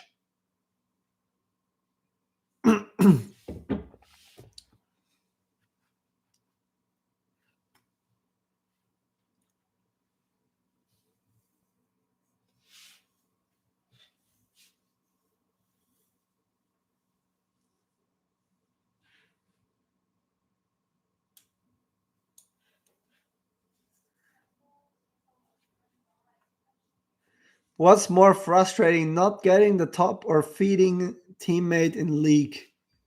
Hmm, that's a tough one. But since I'm the feeder myself, sometimes I would say not getting the top is more frustrating. Excuse me. But Adam Ondra is out next. Oh wow, already. Ooh, let's go. That's hopefully an easy top. But yeah, it's really not fun for the athletes in the back because most likely they already know that there has been tops. Like you can hear it from the crowd and stuff, and it takes so much fun away from you. Like you want, like as an athlete, you always want to show that you're the best climber, right? You want to show the crowd you're better than the others. And you know that this option is already gone. They took it away from you. Like Adam really wants to show that he's the best. But in this semifinal route, he can't because there's already like two tops. So he only has to do the same thing that others did. That's already a lot less fun. And obviously, it's so much pressure. Like, if you do like a slight mistake and you don't top the route, you're out of finals probably. So, yeah, it's a lot less enjoyable for the athletes this way, but it is how it is.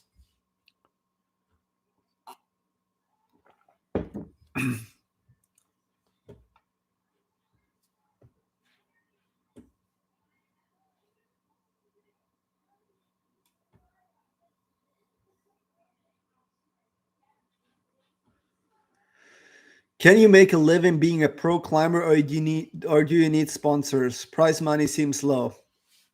Yeah, I mean the income of pro climbers is usually mostly sponsors, and prize money is kind of like an extra. I mean, you really don't want to depend on prize money first of all, because obviously it would increase the pressure a lot, and you don't really know how much prize money you make a year, and that will be, yeah, not nice to depend on that, I think.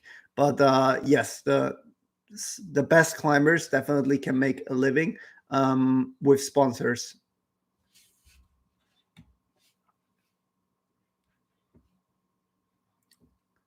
Have you heard about the Sean Rabitou potential V17 ascents, Alpine Mood project, and Megatron? Wondering if the other pros know more about it than the general public. I know some things about it, yes, because I met Sean in Salt Lake City at the World Cup, and we talked about it. But I'm not sure, like, how much I should share, because I'm not sure if he is just lazy and waits, or if there's like some certain plan when he wants to publish it. But yeah, there have been some ascents, and I'll let him publish it himself, because yeah, he has more infos, and it will be more interesting, I think.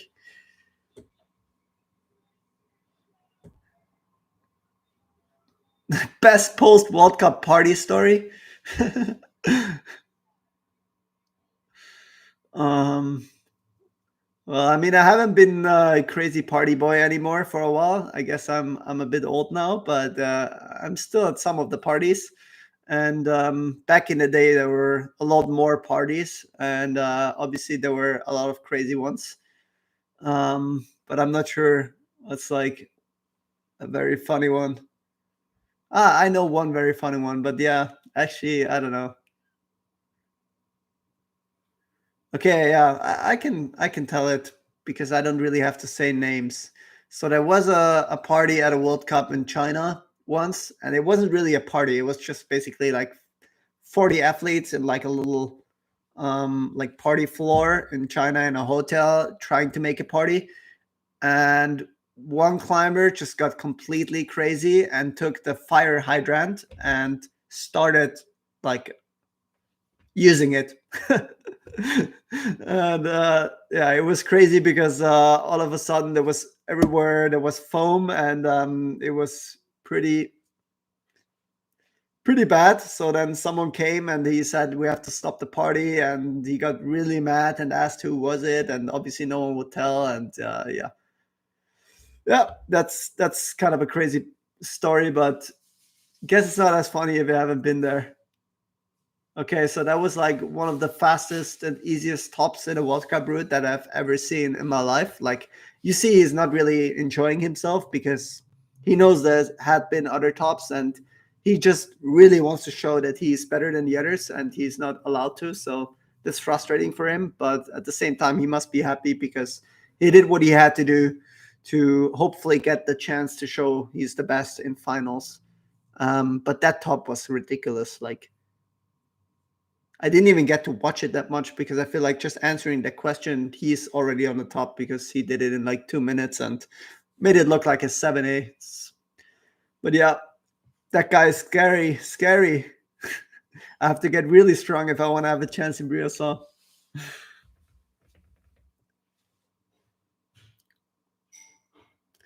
What did you do in quarantine? Well, unfortunately, I was actually pretty sick for the first few days, so I was basically only lying around and couldn't even like watch anything that much because I was having such crazy headaches. But then, yeah, the last days it got slightly better, and then I was actually spending some time on PC, playing some games.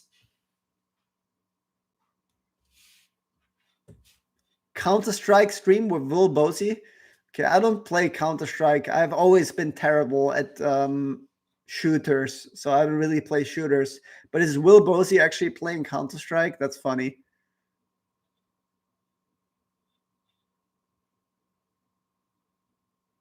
Hasn't Alexei Rubtsov started at 17? Has he?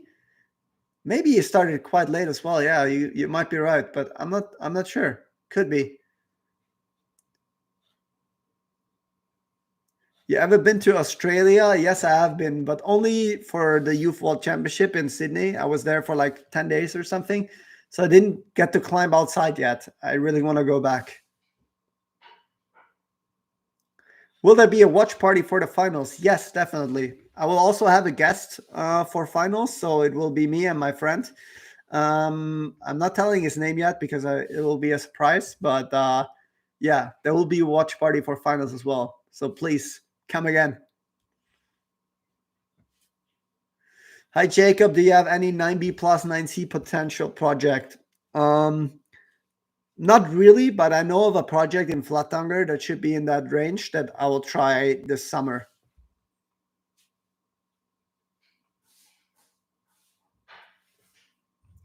Why don't they change the rules regarding touching bolts? Isn't it clear to anyone how dumb it is? Are there no alternatives? Well, yeah, I'm not 100% sure what the rule says right now, but I just think the judges have to be deciding or judging for the climber and not against the climber. Like, obviously, if you use it on purpose, like a lot, then they have to put you down. But if you just have it like behind a volume and you touch it and it didn't really help you much, they really shouldn't be strict. And I'm not sure what the rule says right now. I mean, what they have already added is the protectors. Like, there's like quite a lot of protectors on the wall that cover the bolts, which already help, and they should have those on the bolts where they think the climber could touch them. But yeah, unluckily, they forgot that one in the women's route, I guess. But most of them are covered, so it's usually not really a big problem anymore.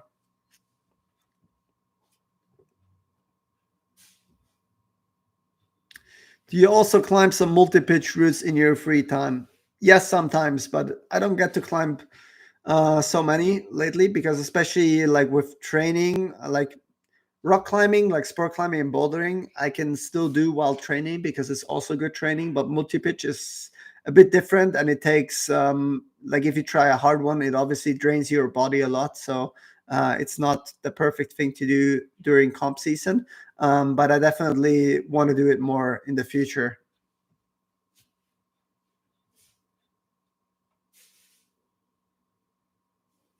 Ah, Jesse Pilz is also here.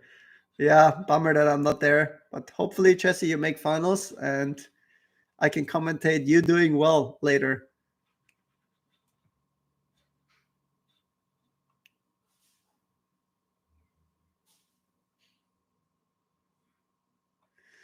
How often do you have total rest days without any training at all? I usually have one of those a week, but I have 2 days where I don't do climbing. Like probably usually I climb 5 days a week.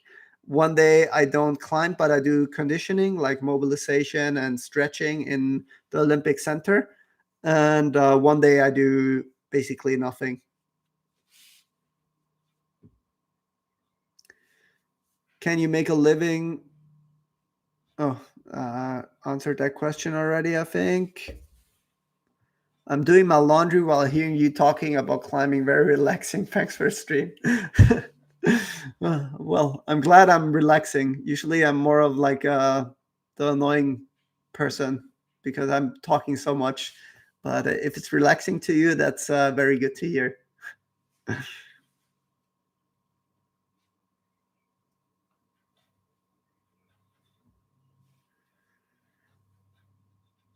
Greetings from Dresden. Danke, Grüße zurück. Greetings from Poland. Thank you. Greetings back. Simon Schubert. What up, man? Who's your bet on for Wimbledon finals? Well, unfortunately, my guy Rafael Nadal is not wasn't playing anymore. And to be honest with you, I don't even know how semifinals went. But I guess my bet is Djokovic.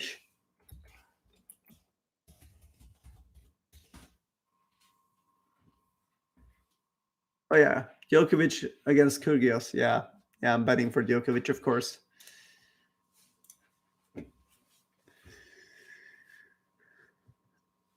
Greetings from Switzerland, from Ingeborg. Thank you. Greetings back. Are you planning to visit Poland? Not anytime soon, no. I've been in Poland a couple of times for competitions and also for outdoor film festival, and I've always enjoyed my stay. So yeah, hopefully I'll be back there at some point. When will it start? Semis has started at 10 o'clock already, and yeah, you have to go to IFSC YouTube either with a VPN or you're outside of Europe, or you watch it with a subscription on Eurosport. I think we have like about 7 or 8 climbers left. And finals will be at 8:30 p.m. Central European time. Do you like football? Yes, I do. I like playing it myself. Like I used to play it in a team before I started climbing when I was like really young. And I still really enjoy playing it myself. As a kid and as a teenager, I've also really enjoyed watching football, but now I don't really watch it that much anymore. I actually prefer American football to watch now. It's more exciting to me because like every year there are different teams that doing well, and in football it's kind of boring to me that it's always the same teams, but it's still a very cool sport, that's for sure. You ever climb in Slovakia or Czech Republic? Unfortunately, I've not, but Adam has made some very hard first ascents there, so I have to go there at some point. Or Hueco Tanks. Yes, I have bouldered in Hueco Tanks twice. Like my first trip there, I unfortunately ripped my pulley on like the third day, flashing Nagual. And then I was in 2 weeks in Texas doing nothing.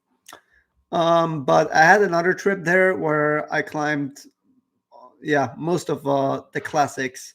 I was also on the Hueco Rock Rodeo. I think there is even a video on YouTube somewhere. But yeah, it's a really cool place. I like it.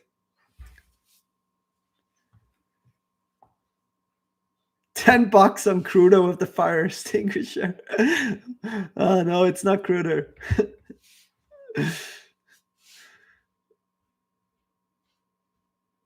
Are you thinking to be a coach somehow in your career? I could definitely imagine myself being a coach at some point. I think I don't really know yet if I enjoy it, but I hope I do, and I can imagine enjoying it. And yeah, I think I know a lot about climbing, and it would be amazing to teach some younger kids someday. to get better in this amazing sport as well.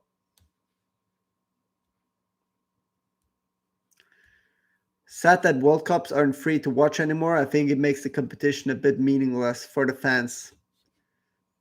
Yeah, it's sad, but I mean, to be honest, it's not that difficult to get a VPN and still watch it on YouTube. And yeah, or just pay €5 a month for the Eurosport subscription. But I understand that it's annoying. What games do you play? Right now, I'm playing League of Legends, Hearthstone Battlegrounds, chess, and yeah, I used to play some of the single player games as well, like Elden Ring. What do you think about climbers who climb with glasses on? What should I think about them? I mean, it's fine. I've tried it before because Glorify, the sponsor of mine, they make sunglasses and also normal glasses. And I have not perfect eyes and I'm not wearing lenses. So sometimes I'm wearing glasses, especially watching TV or driving and stuff like that. And I've also tried climbing with glasses, and it's definitely something you have to get used to. But I know quite a lot of people that do it, and I think it's fine.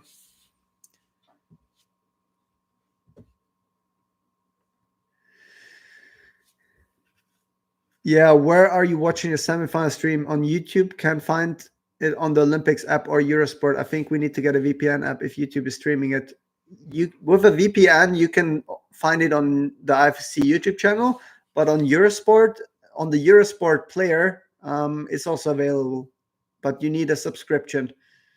I'm watching it on Eurosport right now. What other sport do you like do apart from climbing? I like a lot of other sports. I really like sports with balls, like football, tennis, squash, beach volleyball, basketball. I love all those sports. So much fun.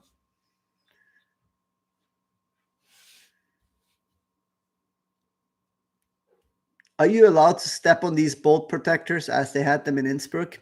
I guess you are, but you don't want to because they're dual textures, so you will slide off immediately. So you rather stand on the wall next to it. Will you ever go to the White Boys crack cellar?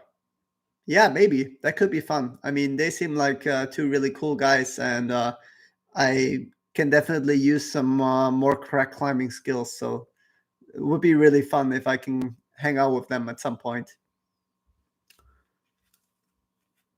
Alexander Amigos, let's go, man.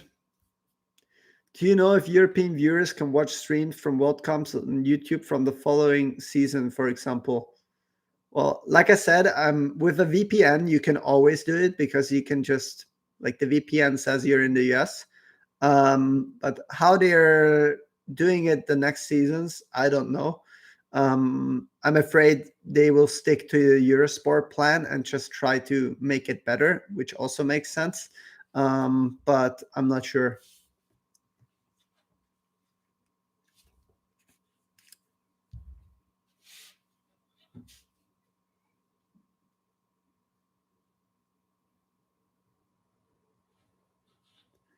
Would you consider passing by Sweden on the way to Norway to FA and grade potentially the first 9A here? It's on the west coast. I mean, that sounds amazing, but I don't think I'll drive to Norway. It's too long of a drive for me. I don't like driving that much.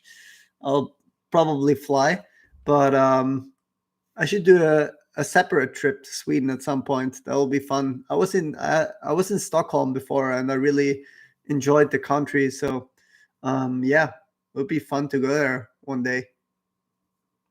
Greetings from Argentina. Nice. That's cool.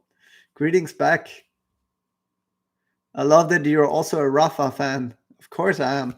I mean, I'm also a Roger Federer fan for sure. I mean, those two are just two of the most amazing sportsmen of our generation. So I think most people love them. It's just, yeah, if you're an athlete yourself, you understand even better where they have been doing for so many years. It's just so crazy impressive, and at the same time, they're just so such likable persons. They seem so nice and so down to earth, and yeah, they're like just, in my opinion, two of the best, the coolest sportsmen that I know, or like at least that I'm like a fan of.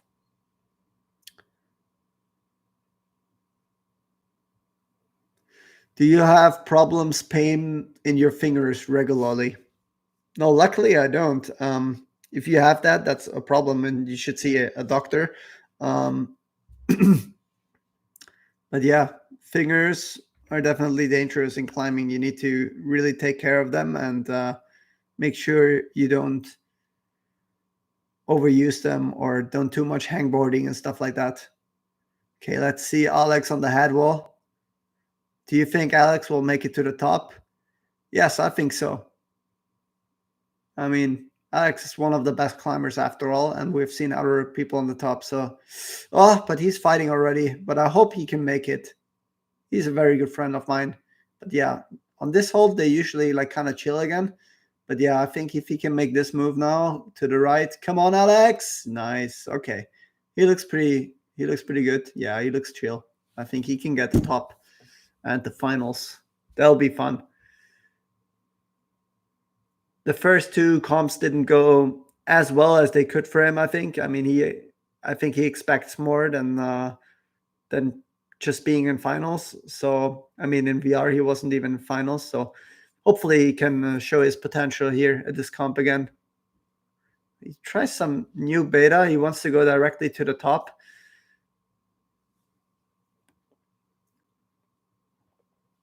Come on. All right. One more move. Come on, Alex. Oh, nice. Come on. Yes. That's good. So we have Alex in finals as well. The guys that double topped qualifications, they know like for sure they're in finals. So Alex is one of those guys. Like Satone is the only top that's, he really has to hope a few guys are messing up because he could be out even with a top.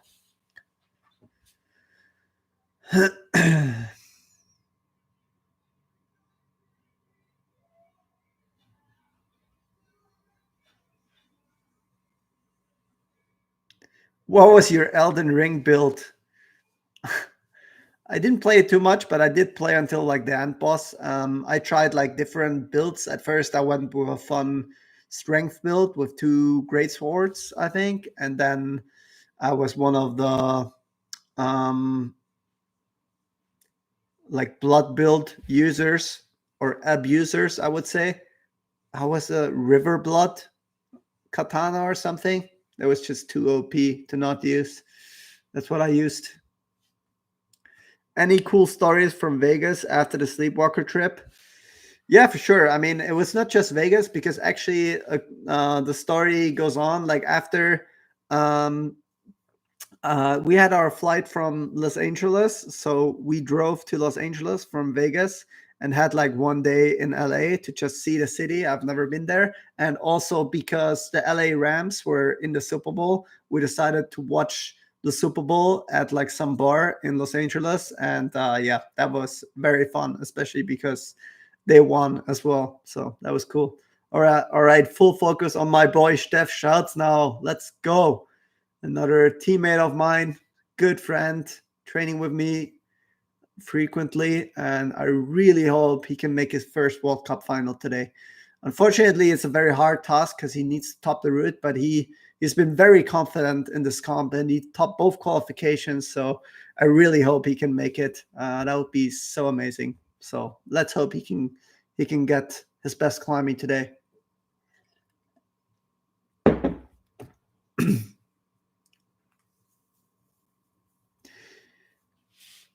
Even when you're not able to participate in Chamonix, you're still a winner. Get well soon, and I hope to see you in the next competitions to come. As a Mexican, I have to ask any plans to climb in Mexico.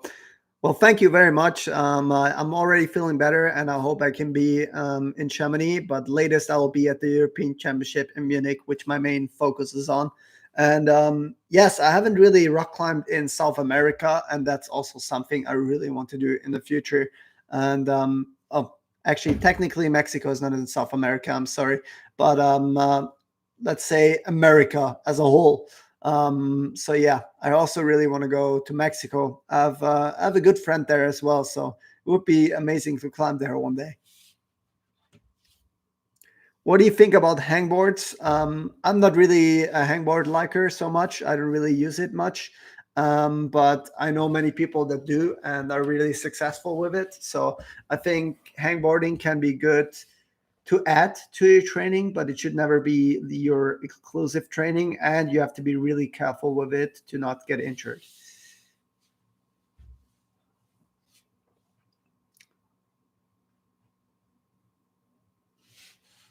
You mentioned that you don't really like climbing on pockets. Why is that? So first of all, I'm just not very strong on it, I would say. And often you like what you're strong at, obviously, because I like to do well. But second of all, I have like a very dry skin. So for me, very often pockets are really painful on the skin. Like in Margalev, there's many routes that I just don't enjoy climbing on that much because they're so painful. Um, but yeah, I've like on the rock that I grew up on, like granite and come on, Steph. Oh God, you almost slipped. Sorry about that. Sorry if I was too loud there. Come on, Steph, get that one, please. Yes, come on. Ah, nah, that slip was too much. He's happy though. But yeah, that might have been not enough. Ah, that slip. Where was I? Oh yeah, with pockets. Yeah, the rock I grew up on, like limestone and granite in around Innsbruck, there you don't really climb on pockets that much. And obviously also in the gym there's not much pockets. So I haven't really climbed on pockets a lot in my life. So I think that's also why I'm not very strong at it. But for example, Perfecto Mundo, I just invested a lot of time in the route, and then on those pockets that were there, I just got good quite fast. So I think I can still adapt. But usually, why I don't enjoy it so much is why because it's often very painful on your skin, and yeah, I don't like that. But maybe I just have to get used to it more. Have you tried Solution Comp? Yes, of course. I'm climbing with Solution Comp and Solution. I still prefer the Solution on most stuff just because my heel is very small. So on Solution Comp, I still have a lot of air in the heel. And on the normal Solution, the heel is a lot more stiff. So it's better for me. But on some climbs where you want it like a bit softer, I definitely prefer the Solution Comp.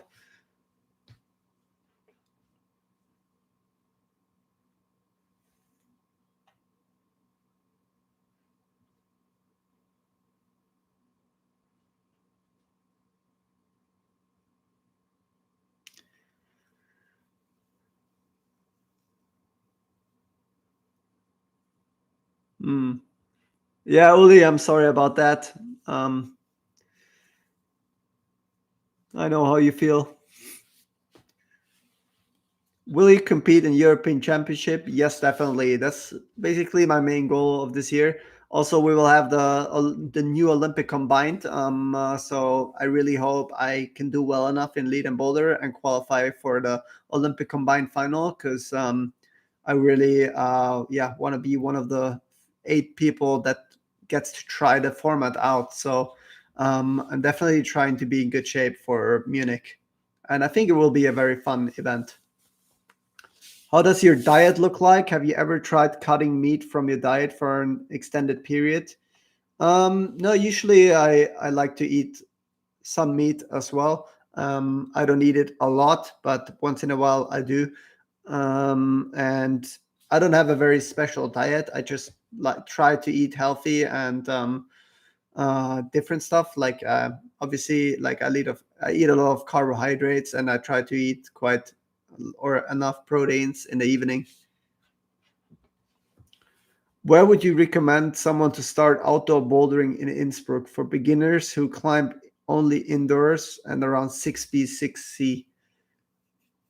Hmm, that's difficult, but I would still say you start in some of the better cracks, just because there's like some more boulders around and it's easier to start. So either in Silatal, maybe Sundergrund. I don't know if there's like enough easy climbs, but I hope so. But it's nice because it's kind of flat.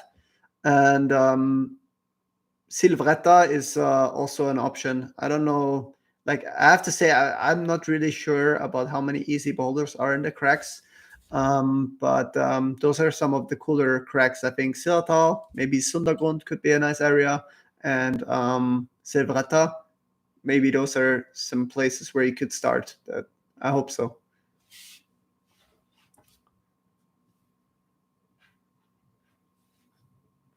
Any routes that you have tried that you thought were much harder than the grade suggested? Some 9A pluses or 9Bs that you maybe couldn't send yet?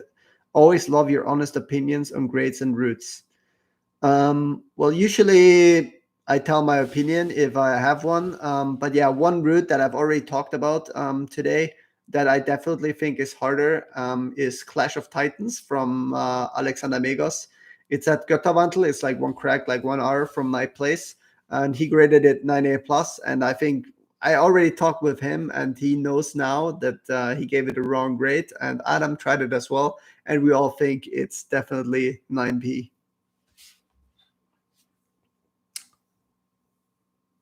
What warming up would you recommend for training on fingerboards? Well, I'm not the best person to tell you that, I think, because I really don't do fingerboarding a lot. But I would still say, like, obviously, if you have the option, you just do your normal warm up routine and just do some climbing. Like, I just like to do some stretching and then some easy climbing first. Like, you just traverse on jogs for a while and then you get harder and harder and do like a bit harder boulders, and then I would slowly start on the fingerboard. But I know that during COVID, when we had like 1 month in Austria where we were not allowed to go leave the house and not train in the gym and everything, and I also did some fingerboarding. And obviously, I didn't had back then. I didn't have a climbing wall at my place, so I had to warm up with just a fingerboard. And yeah, first we would always warm up with just trying to get some blood into our body. Oh wow, Taisei is also really fighting, so we actually might not have too many tops. Yeah, I don't think we will have too many tops. So yeah, you try to get your blood flow in your body, just like running around a little bit or like just moving your body. And then maybe you start with some easy pull-ups or just hanging on the on the thing. Sorry, I pull-up bar. That's it. And yeah, then slowly you start on the hangboard. I like to do this first, just like maybe standing on the ground and like holding one of the crimps and going bam, bam, bam, and then getting more and more weight on your fingers and doing this, just trying to get your blood flow in your hands as well. And then start with a good crimp and then just slowly get smaller.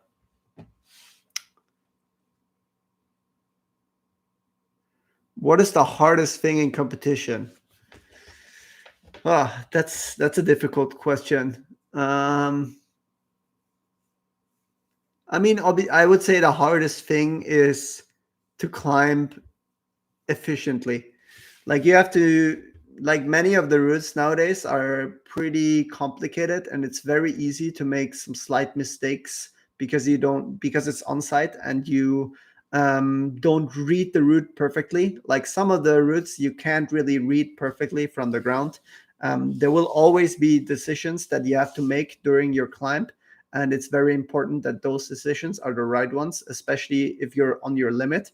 And every tiny little mistake, let's say you clip one move too early, you have slightly bad friction on one hold, you miss one hold, those could be milliseconds that make a big difference, where you lose a lot of power. So it's basically impossible to climb a route perfectly in on-site in competitions, but you have to get close to perfectly as much as you can, and that's the hardest thing, I would say.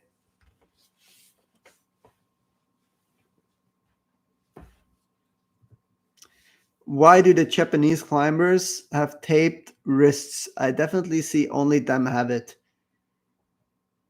I don't know, and I'm not sure. Wait, let's see Alex's clip here. Oh my god. No way. Ah. So Alex did a clip and he slipped while clipping and he hold the draw basically to stop his swing. And it's very hard to tell if he really had to do that.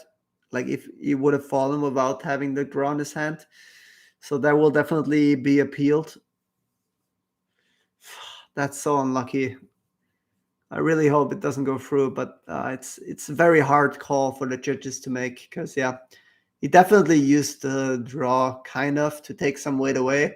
I mean, probably would have been able to hold it without the draw, but it's just unfortunate that he had it in his hand, and it obviously makes it look like he used the draw to stop his swing. So I think he'd probably be downgraded, and that's so unlucky. Oh, that's a heartbreaker. I'm so sorry for Alex. But we'll see. Maybe they don't judge it. Where was I? I'm sorry. Oh yeah, I don't know why the Japanese I don't think all the Japanese have tape wrists. I think it's only some that maybe have some problems with slopers or something. Like I know a very good friend of mine, Nikolai Usnik, he also tapes his wrists usually because he has this problem with slopers where it kind of like snaps out a little bit, which is very yeah, uncomfortable, obviously, and you really don't want to have it in a comp because it really messes with your head. So I guess that's the same reason why some of the Japanese climbers are using it, but I don't think it's because they're Japanese. It's just because they have this problem.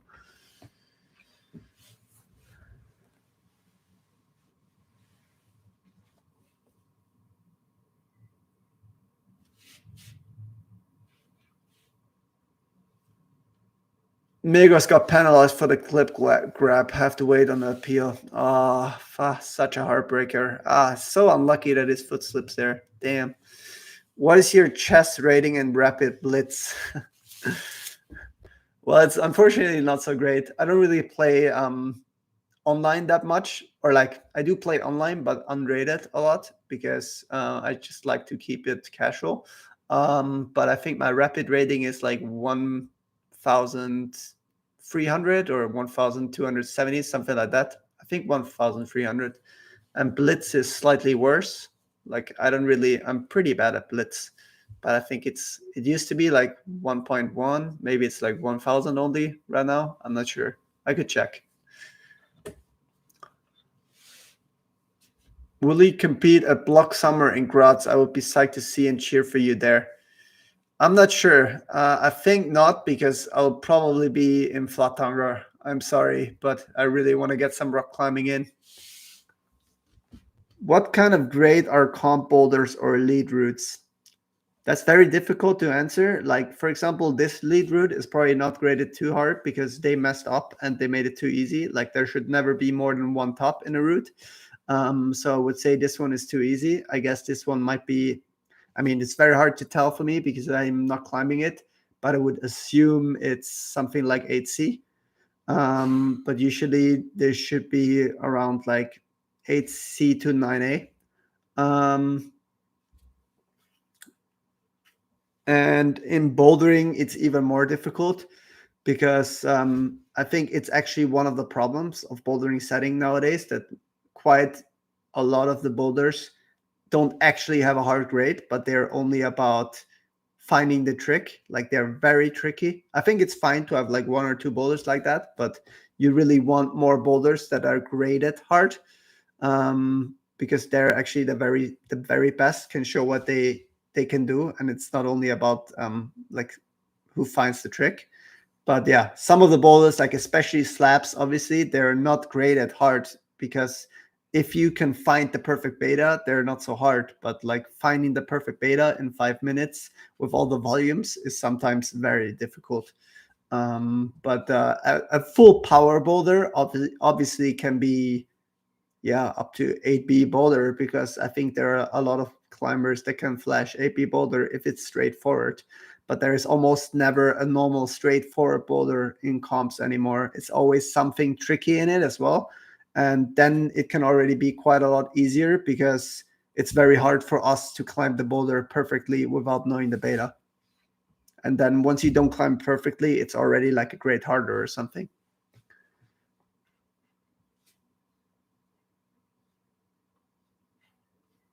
Hey, Jacob, greetings from Ireland. Thank you. Greetings back. Great to hear you talk and answer questions here. Best of luck with all your future climbing. Thank you very much.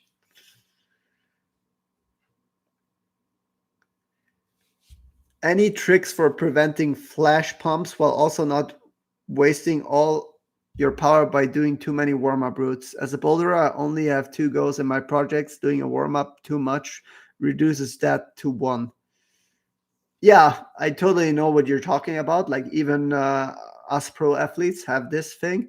Like when I'm haven't done lead in a while, like usually I focus on bouldering for quite a few months, and then I have the exact same thing that I will get very tired after like my 2 good tries in a project, and it's also very dangerous to get flash pumped in those.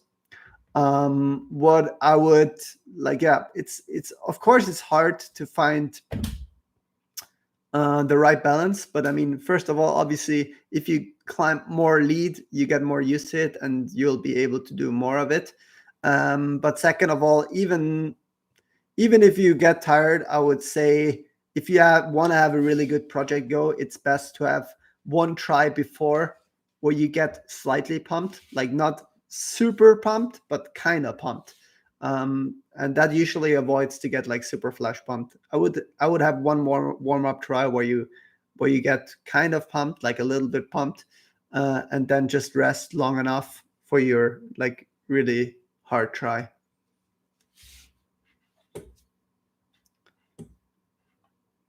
Can you show us? If you mean a stream, then unfortunately not. I'm not allowed to show the stream. Okay, I'll go to the restroom one more time. I'll be back in a second. I drank so much because of my voice.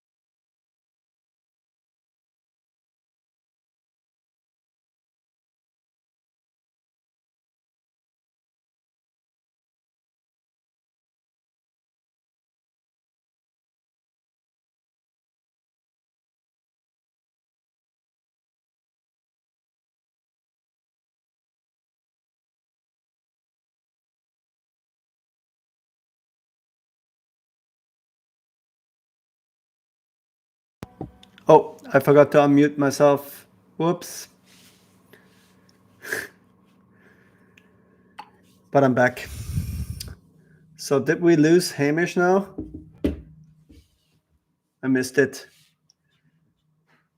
In what things would you say you have improved in the last 5 to 7 years? Quite a few things, I think. That's the cool thing about climbing, and it never gets boring. I think there's just always something you feel like you can get better at. Maybe I haven't gotten much stronger, like physically, but I think I've become a smarter climber, and that's very important, and it makes you climb much better.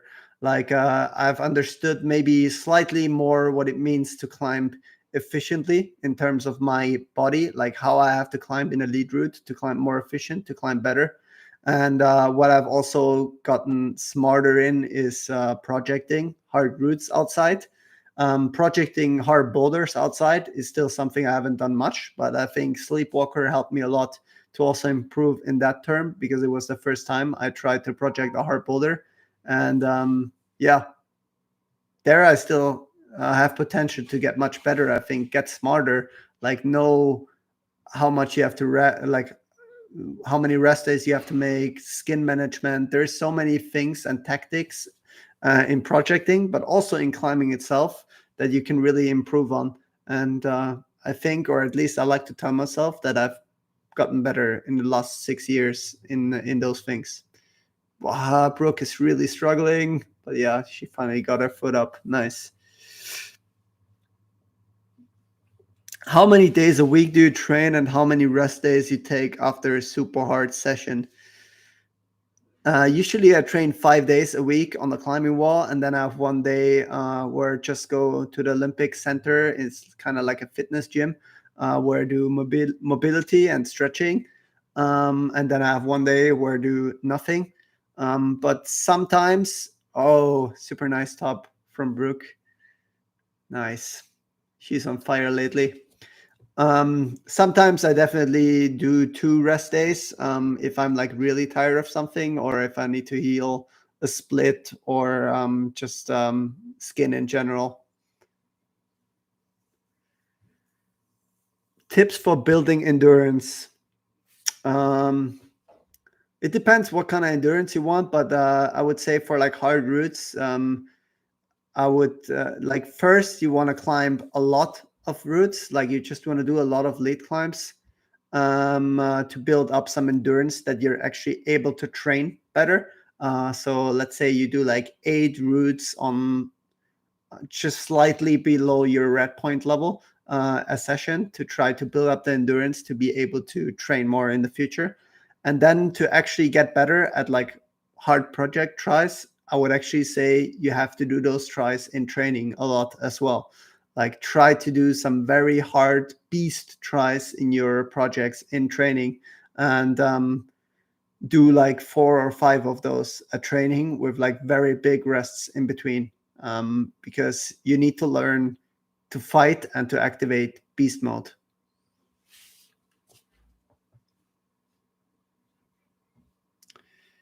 Hey Jacob, you already talked about hangboarding. Do you do any exercises besides climbing to improve your power, e.g. campus boarding or weighted pull-ups?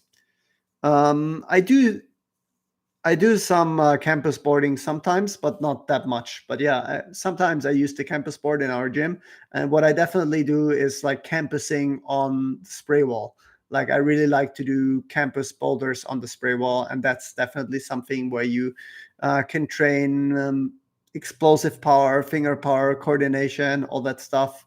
Like I like to do just some hard campus boulders, but I also like to do like some very explosive moves when campusing on a spray wall. Or we even do some speed campusing sometimes for fun. Like we would set 10 moves of actually maybe not even so hard climbing, and try to campus it as fast as possible.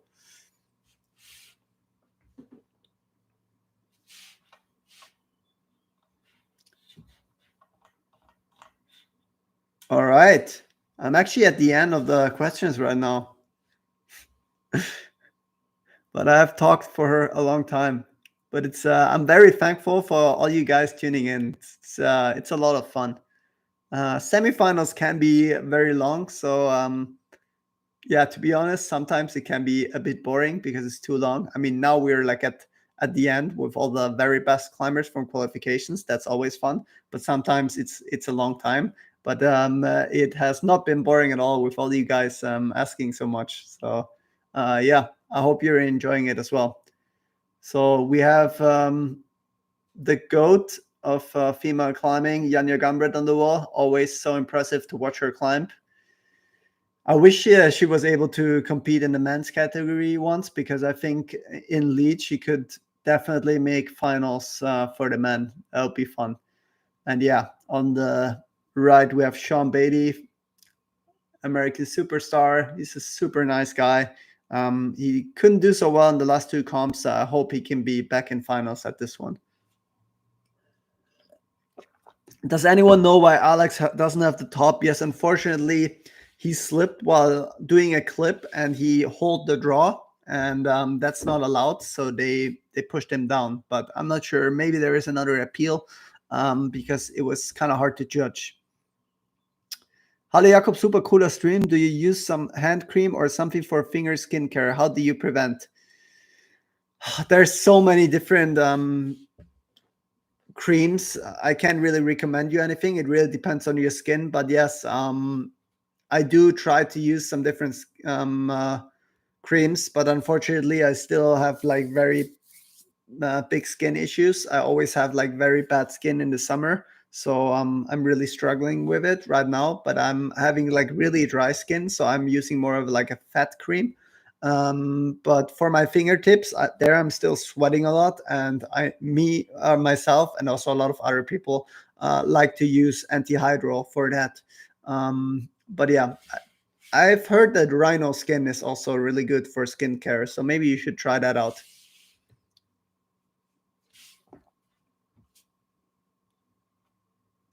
Hey Jacob, any tips on solving competition boulders? Like, what do you think when you see the boulders like in qualifiers? I mean, obviously, it's also a lot of experience. Like, you need to, the more comps you have done, the easier it gets to read boulders. There's very often already movements that route setters just like to do again and again. And then once you see that movement and you have already done it or done it in a similar way, you get on the idea much quicker. So it's also very important to train in a gym or have a federation that makes like competition simulations for you, so you get to train on competition boulders, and it's easier for you to understand the ideas of the route setters usually. So I would say experience and training on competition boulders helps a lot. But at the same time, there's always this random factor sometimes, like, because some of the boulders are so tricky that they're just, you see 5 different solutions and there are 5 legitimate different solutions, and it's also sometimes some kind of luck that you actually find the right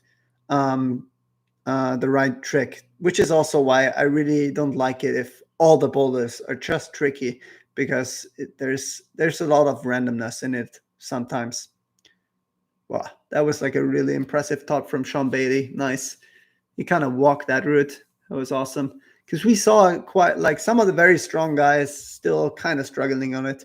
I mean, Adam was like something else. Like, that was like the craziest top I've ever seen on a World Cup route, because it was really like a warm-up route. But talking about warm-up route, I mean, looks similar for Janja right now. So yeah, those two definitely look on fire like expected. But yeah, still cool top by Sean Bailey nevertheless, and it's great to see him back in finals. Have you ever lost motivation for climbing training? Thanks for the stream, by the way. Hey, my pleasure. I'm having fun. Luckily, I don't. Like, I really love climbing so much, and I'm always very motivated. Like, the new gym that we got in Innsbruck helped a lot to get me like extremely psyched again. I think if I would have stayed in that little gym that we had in Innsbruck before for many more years, maybe it would have been tough at some point. But with this new gym and always new young climbers coming here in Austria, like now I have like some other strong young competitors that to train with that are really good friends, and it always keeps you psyched. And I'm having so much fun training that I wouldn't say I ever lost motivation. The only thing that I'm really struggling with is like right now in the summer, I have like really terrible skin, and that's the only thing that makes me less motivated sometimes because it's very painful to climb.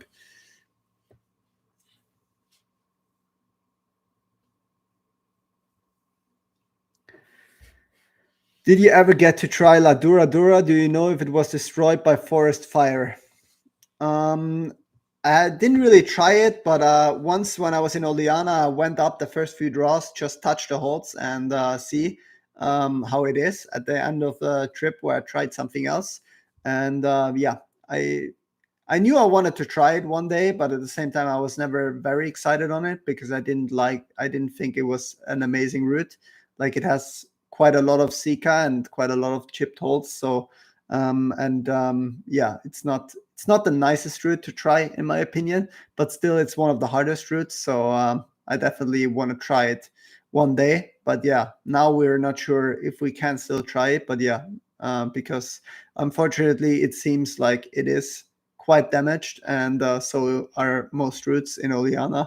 It's very very sad, but yeah, I'm not 100% sure how La Dura Dura is, but it's a very sad story. Let's hope most of the routes are still the same. Thanks for the stream, Jacob, and the great chat. How do you pronounce your name, like Jacob or Jakob? So in German, my name is pronounced Jakob. I just say Jacob because that's the English pronunciation, and it's usually easier for English speakers to understand what I'm saying. But usually you say Jakob.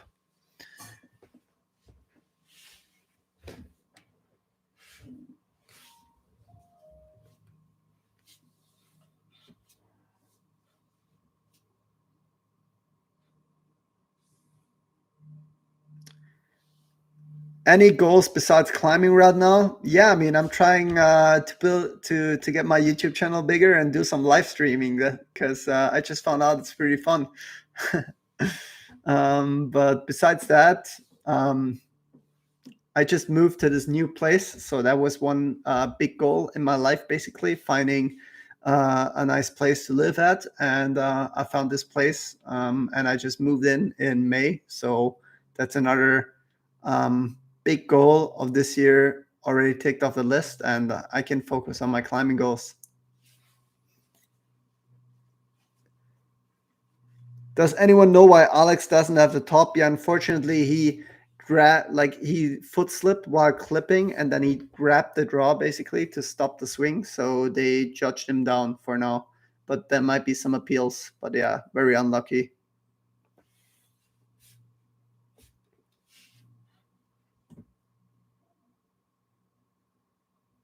Hello from Japan. I hope to see you in Japan. Definitely. I think I'll most likely go back to Japan this year because there might be a combined event in October. So I think I want to go there. And I always like to travel to Japan. Such an amazing country and such friendly people. I love it. And I love the food as well. What do you do to protect yourself from shoulder injuries? Do you do exercises to prevent this?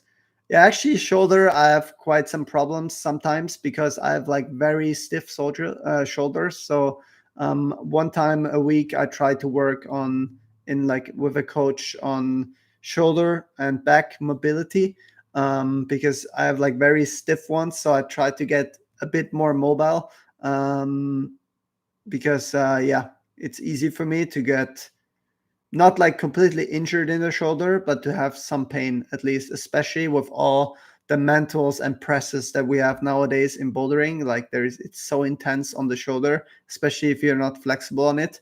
Like so many presses and so many mantles. And that's definitely kind of dangerous for a shoulder. And I try to prevent it by doing exercises.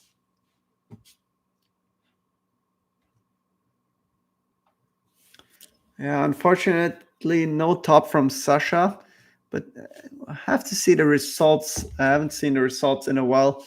like how many tops there are. Let's check. So we still have only 4 tops. That's actually, I mean, I was worried that we have so many tops that someone with the top doesn't even make it to semis. That would have been the worst, but at least it's only 4, which is still way too many in my opinion. Like I said, there shouldn't be more than 1, but still. Shout Stefan, unfortunately out already, but 10th place, very good job anyways. And yeah, Hannes Puman climbed so well, but unfortunately is out now as well. And we have 1 climber remaining, my boy Yannick Floe. Oh, and Alex got all the way down to 13. So unfortunate. So unlucky for him. How much anti-hydral does everyone use? It really depends on your skin. Like I know people, and I have a friend that has like that uses it just on the whole hand, like a lot, almost every day. But he's crazy. Like most people use it only on the fingertips because it's very. If you already have like slightly dry skin, you should not use it too much. So I, for example, use it only on the fingertips and only like a little bit, like not that much. Because if you use too much, it's dangerous that you get splits. But you should just try it out. Like start with a small layer and then give it like 1 or 2 days that it actually does something. Like sometimes the next day you don't feel too much, but then 2 days later you feel it a lot more dry.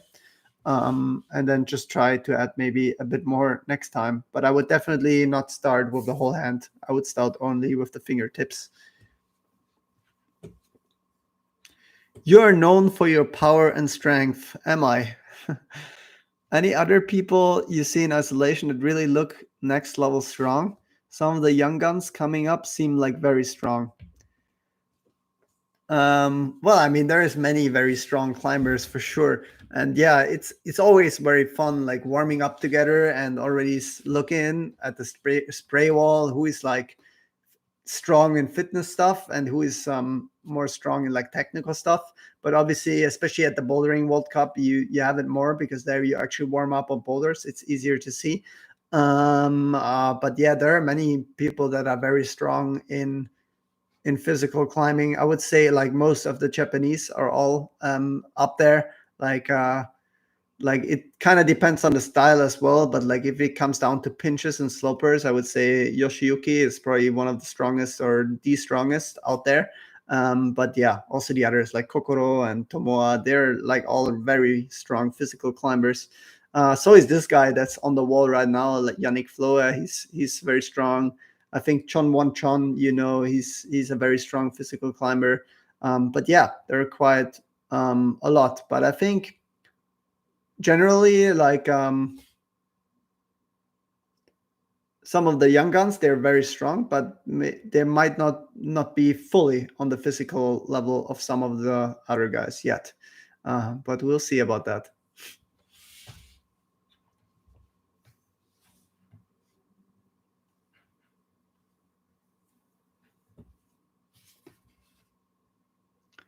What do you think of Ramon Julian Puigblanque from the last time you were competing together? Thanks. I think Ramon is like one of the best climbers ever. He's such a cool guy. Unfortunately, I never really talked a lot to him because he never really spoke a lot of English. So we were more like pantomime. But he was always very friendly and respectful of me, and I always liked him a lot as a person. And I have so much respect for him because he's just a very, very strong climber. I mean, I've competed with him for many years, and he beat me a lot. He was always very good, and nowadays he just does so many very hard rock climbs, but he's always giving very hard grades, and he really doesn't care about grades and popularity and everything, so that makes him very humble and a very special type of climber, and I really respect that a lot. I think I have tons of respect for Ramon.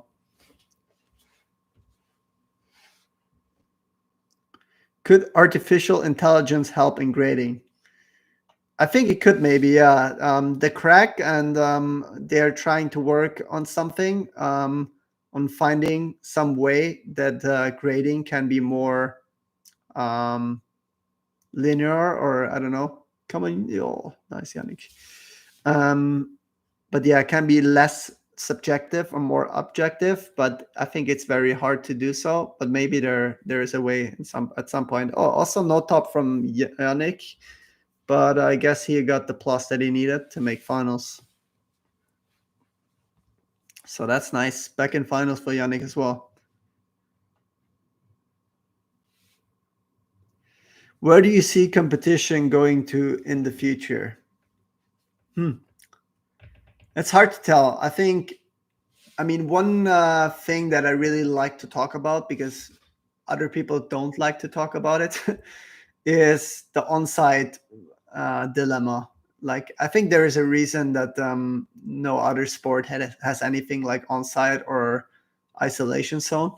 Like, that's definitely something that we have to think about in the future. Like, I know, don't get me wrong, like, it's very important for our sport. It makes so much how you can show your ability more than others in onsighting, because there is so many things to onsighting that you don't have in flash. But obviously, if you really want to grow as a sport and everything, it will be more and more difficult to still have onside and still have it like very fair. I mean, it is a big problem that it's very easy to cheat in onsighting. And if we really want to grow a lot more as a sport, I think it will definitely be a question how to make it better, and or how to like prevent cheating and stuff like that. And yeah, there are many other questions in our sport. Like nowadays, we have the discussion about streaming and everything. I think streaming could be so much better, and I hope that there will be more money in it in the future. They could be just way. They could be better commentating. I mean, I think Matt is doing a great job, but for example, the second person talking is always someone random, and I think there should be someone professional doing the analyzing as well. Don't get me wrong, like I think a lot of the athletes are doing it really well, but it would be better if it would always be the same person, and they would get better as well, and then we could have more replays and better angles and stuff like that. I think all that could improve a lot. But yeah, I mean, there's many things that we could talk about. Do you think the climbing community is in denial about chipped loot holds, considering most hard routes are manufactured? Yeah, I think it's just not very well known that many hard routes in the world are at least slightly chipped. But I think I talked about this before. Actually, semifinals is finally over now. Wow, that was a cool round. I'll answer that question and then focus on something else. But